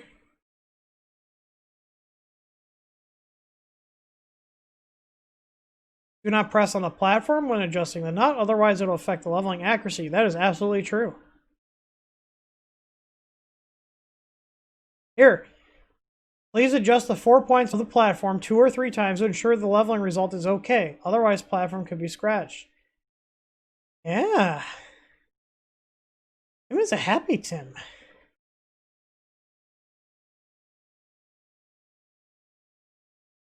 Oh, hey, look it. This is in the full one.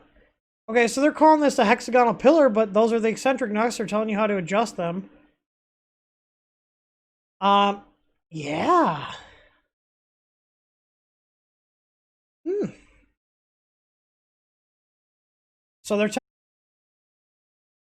So they have a Cura profile on the SD card. Is that on here? Yes, it is. Look at, they give you guys a Cura profile for PLA and TPU, which you can print without a heated bed. So yeah. Look at that.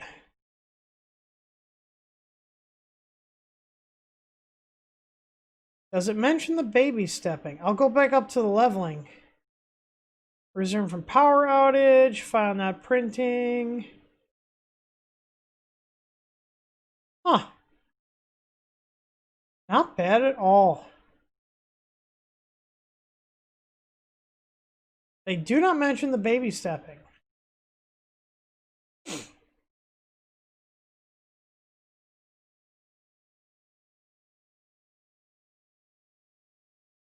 They did mention the maker of owl.g code here. E2 the EP on Thingiverse. Yeah, guys, I'm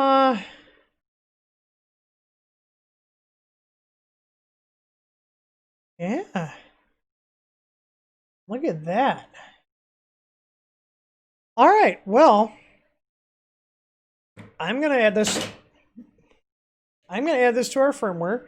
I'm going to request the source code from them, which I don't doubt that they'll provide. AnyCubic's been very good about that. This isn't even released yet. There's not much I have to complain about this, which is really odd. It's not odd. It's almost like when a company takes some time to go through their product, whether they're a US company or a Chinese company, it prevents issues. So I'm getting rid of I'm getting rid of mentioning the eccentric nuts because they did. Oh my God, what is going on? My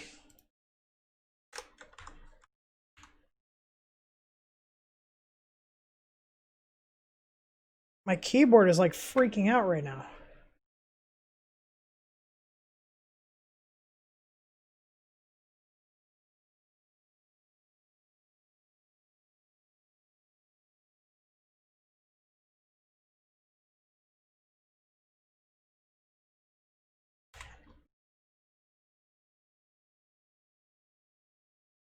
It's like it just deleted all my notes here.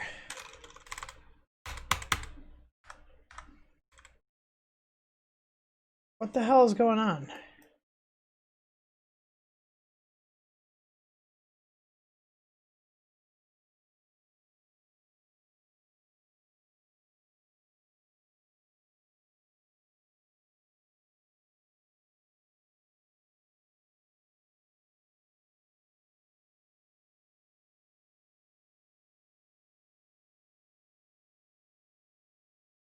I might have disabled that.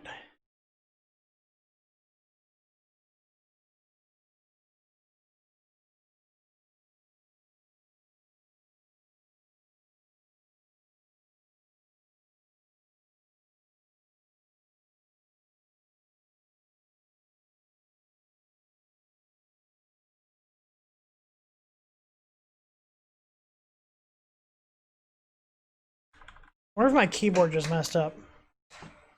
Let me replug it.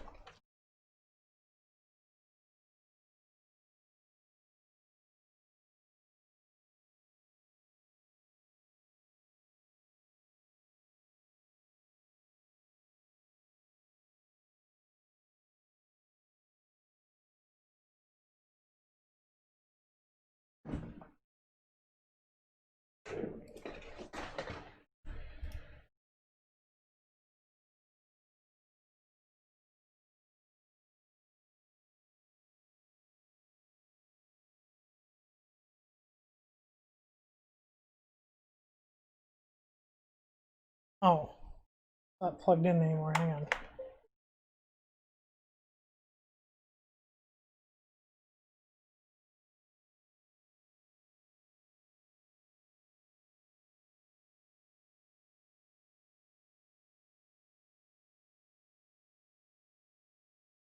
I've had good luck with Avast. I stick with it. Windows default one's pretty decent. Let me see if I can get my...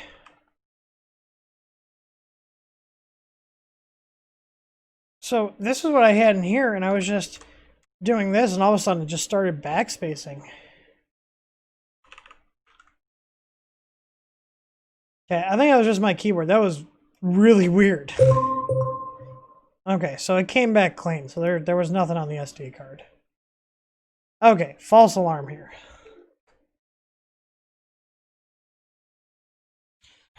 Let me see if they mention anything in here.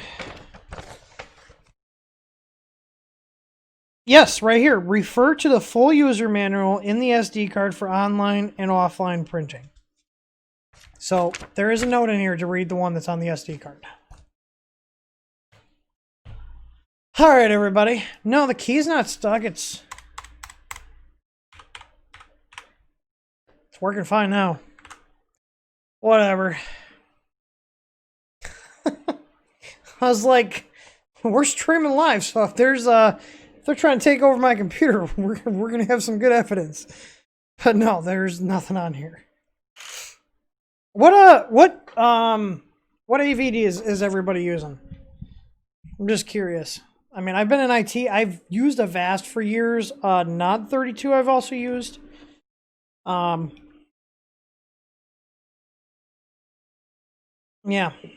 So anyways, all in all, I'm going to give this feedback to them. I'm going to tell them put the source code. Put firmware source code on SD card. Also, I need to ask for source code. I'm going to ask them, will these all have the bootloader like mine did? Because if mine's a pre-released one, okay, if mine's a pre-release one, then it would make sense if it had a bootloader because they might have been flashing and testing firmware on it before it got to me. So I'm going to ask them, will these have a bootloader? And if they tell me no, I'm going to tell them, no, put a bootloader on it so people don't have to flash it.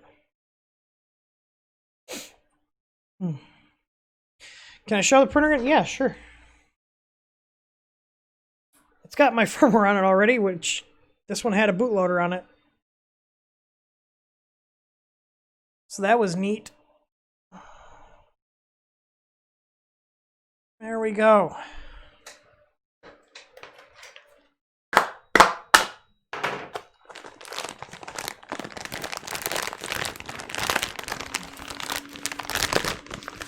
Oh, I'm not saying AV is a replacement for common sense. I'm just curious what people use. Look at that. So there we go. Let me focus. That's as in focus as this camera is going to get. Here, I'll put it back to automatic.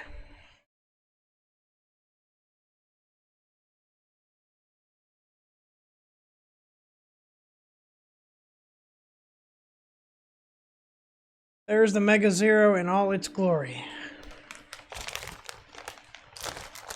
Look at that. Was there any swearing in this stream? I don't think I said a single swear. Someone needs to make a graph of number of swears in a TH3D stream, and it's proportional to the amount of issues we have with the 3D printer. I got nothing to complain about, really. That's about it. I'm happy with it. The build quality is excellent. Like,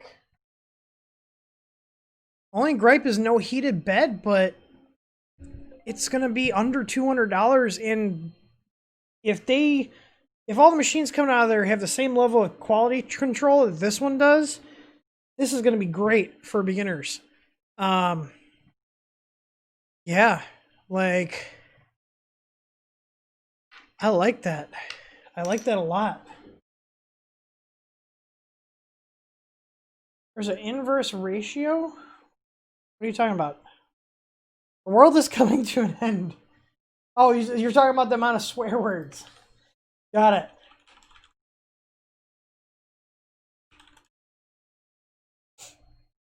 Have I left the firmware stock or changed it? Oh, I tested with the stock. Stock, it's got baby stepping, thermal runaway protection. It's got a nice stripped down menu for beginners, so you can't really mess much up. And I totally support them doing that.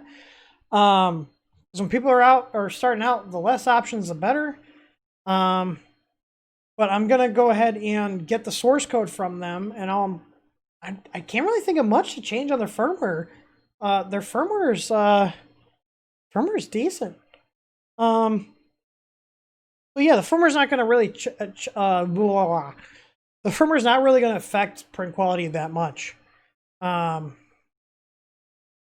Yeah, I'm pretty impressed. Color me impressed. Like I said, they send it to me. And I'll read you exactly what they told me. So in terms of physical build quality, I like it. No complaints. So they said here, Mega Zero is perfect for beginners. For the beginners, you don't need to spend a lot and to have your first 3D printing experience. The price of the printer will be under $200. It's very, very affordable. This one is more streamlined than our former Mega series, but we can guarantee you that this printer's printing quality is best for this price range. So I'm going to get my firmware properly set up for this machine instead of just throwing the Ender 3 on like I did, and print with it. Brandonson, no heated bed, a hard ass for near 200. I disagree, because here's the thing. If this is going to have better QC than Ender 3 and less issues, I'm going to check all the fans and stuff. I'm going to print a lot with this and give them feedback over the next couple weeks. I don't think that that's too much of an ask for a printer that's going to work out of the box. And also have a bootloader if that's the case. I'm going to tell them they need to put a bootloader on it. So, you know, Ender 3 is going to be more of a project. This seems like it's way more polished, to be honest. Way more polished. The guide's better. The software, the firmware is better. It has thermal runaway protection. This isn't going to burn your house down like an Ender 3 will. Get whatever you guys want, but I'm just being honest here. As a printer that's geared towards beginners, this is a nice setup. They can't kill themselves with mains unless they figure out a way to shove their finger into that plug. There's no exposed mains. It's got thermal runaway protection. It's got a nice extruder. Those are my thoughts. I'm just being honest with you guys. Like, they didn't pay me anything. I don't need any other printers. I don't think you guys realize, people are like, well, you get a free printer out of it when we do stuff like this. The printers don't mean anything to me at this point. We have so many machines. I've got printers sitting around that I don't even know what to do with. So, you know, I'm just giving my honest feedback here. So, yeah, you can add a heated bed to it if you wanted to. There'd be nothing stopping you. I don't know, if I'm just doing PLA, I've got my i3 Mini, which is sitting up there, which was like a $150 printer, and that's way smaller build volume than this. Doesn't have a heated bed.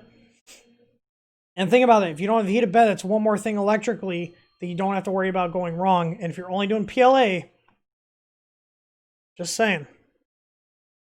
Like, I'm just trying to be honest with you guys. You guys got to get out of this mentality of just cheap printers. Look at the quality on the AnyCubic versus the Ender 3. I had no issues with this printer. There were no problems here. And this is a pre-release machine. Like, the only thing I can really say is that they should make the little holes on the bed where the screws go through a little bit larger, just because the tolerances are very tight right now.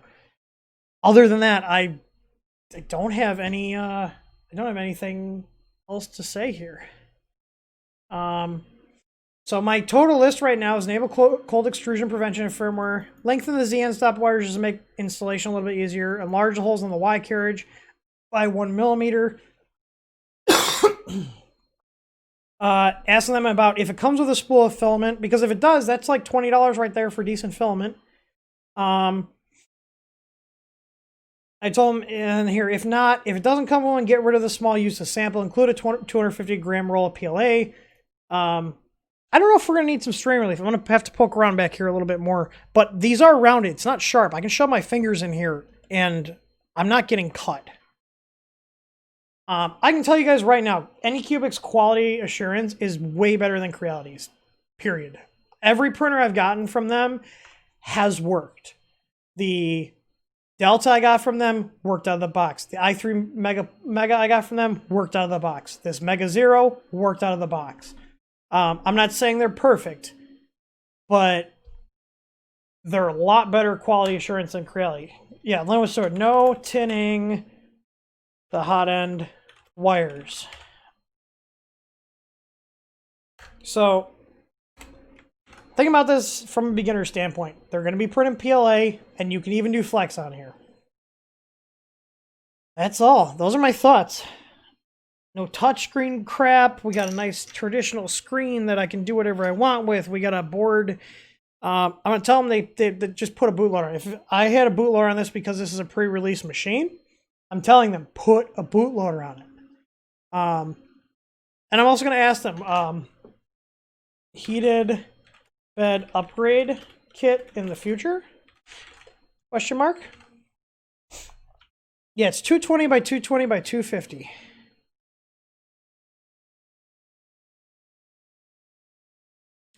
But yeah, I think that's about it. I don't really have much more to say other than I'm going to plug away some firmware on here.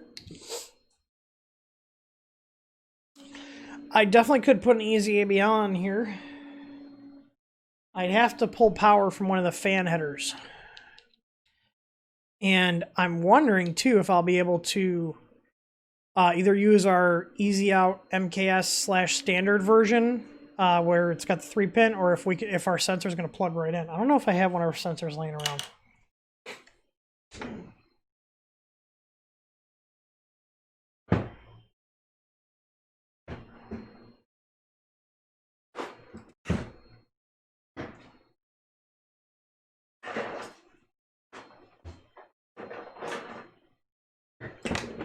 I don't, but I was digging through my box and I got poo on my hands.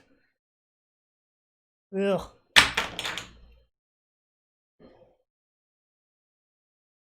So that's about it. Yeah.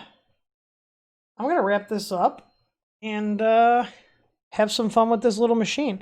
I'll post pictures and stuff on like our Instagram and our Facebook page and our Twitter once I do some prints on here. So all in all, AnyCubic, good job. Good job. So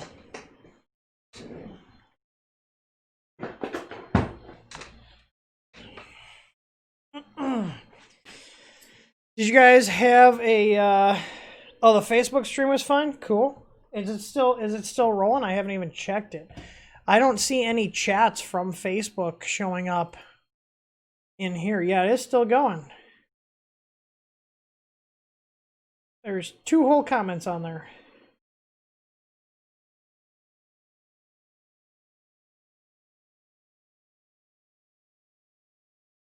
This is nice because I can stream out to YouTube and Facebook with this new version of what's it called? I totally realized I forgot to do the website update while we were streaming. I had scheduled for 2, so I'll have to reschedule. I'll just do it tonight. Yeah, so basically the same size as Ender 3. Use a brick instead of the brick is a proper PSU. I would not call Creality's power supply a proper PSU. Their PSUs are pieces of garbage. The reason you can do this is because it doesn't have a heated bed. And hey, look at that. It's UL listed. Creality's power supplies in the Ender 3s, CR10s, anything that doesn't have a mean well are not UL listed. They're fire hazards. This is a UL listed power supply. It's even got the number. Let me see if I can look it up. Let me look up the number and see. So don't give me that crap. That is a proper power supply. This is only 6 amps output. You don't need more than this if you're not running a heated bed. So you could run a second power supply and slap a heated bed on the bottom of this and modify the board. You could put a heated bed on here. Let's see. UL registration lookup.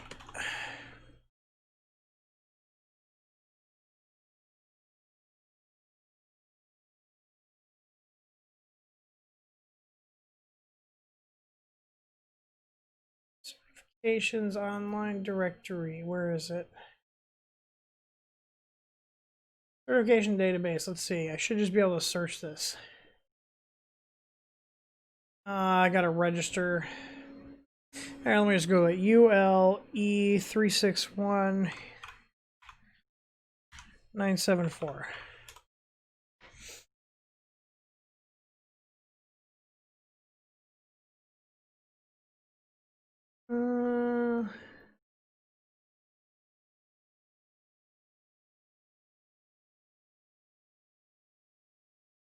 It's coming up as a Maxson, MAXSON.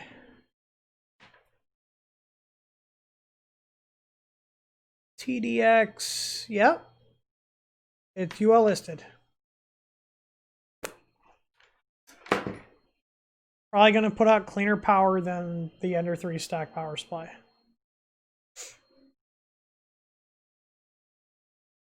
Anyways, I'm going to wrap this up. Like I said, all in all, impressed. I'm curious to see what their launch price is going to be, because if they can hit that like 150, 160 mark, this thing is going to sell really well. Especially if it's got a bootloader. I mean, it's got a Bondtech clone on there already. That's a $30 ad over the Ender 3. The Ender 3's extruder sucks. Absolutely sucks. So Think about that. This has got a geared dual drive extruder stock. That's easily $30 if you add that onto an Ender 3, if you get a decent clone. And you're talking 60 to 70 if you get an actual Bondtech. This is coming with that stock. But if the Creality extruders didn't suck so much, we wouldn't sell literally hundreds of the aluminum ones that we carry to replace them every single month. I'm not going to have to replace this extruder on here. So yeah, that's about it. You're confused by this offering. It's for beginners. The i3 Mega is a much more complicated machine. That's all there is to it. So you get someone in with this, they get roped in, they start learning on it, and then they'll probably get another machine, or they'll start tinkering around with this one. This is just as moddable. Nothing's stopping you from upgrading it, but I'm going to ask them if they do have plans to offer a heated bed upgraded. Or heated bed upgrade kit. What hot end? It's basically a Creality style upper portion with a V5 block. So it takes V6 style nozzles. Anyways, I'm going to actually wrap this up now. I appreciate everybody who stopped by. I hope you guys learned something. I hope you guys had some fun. If you haven't already, check out our video I posted last night comparing the silicone work mats. You can see I got my little Amazon one here again to cover my work area. And that's about it. So, as always, everybody, happy printing.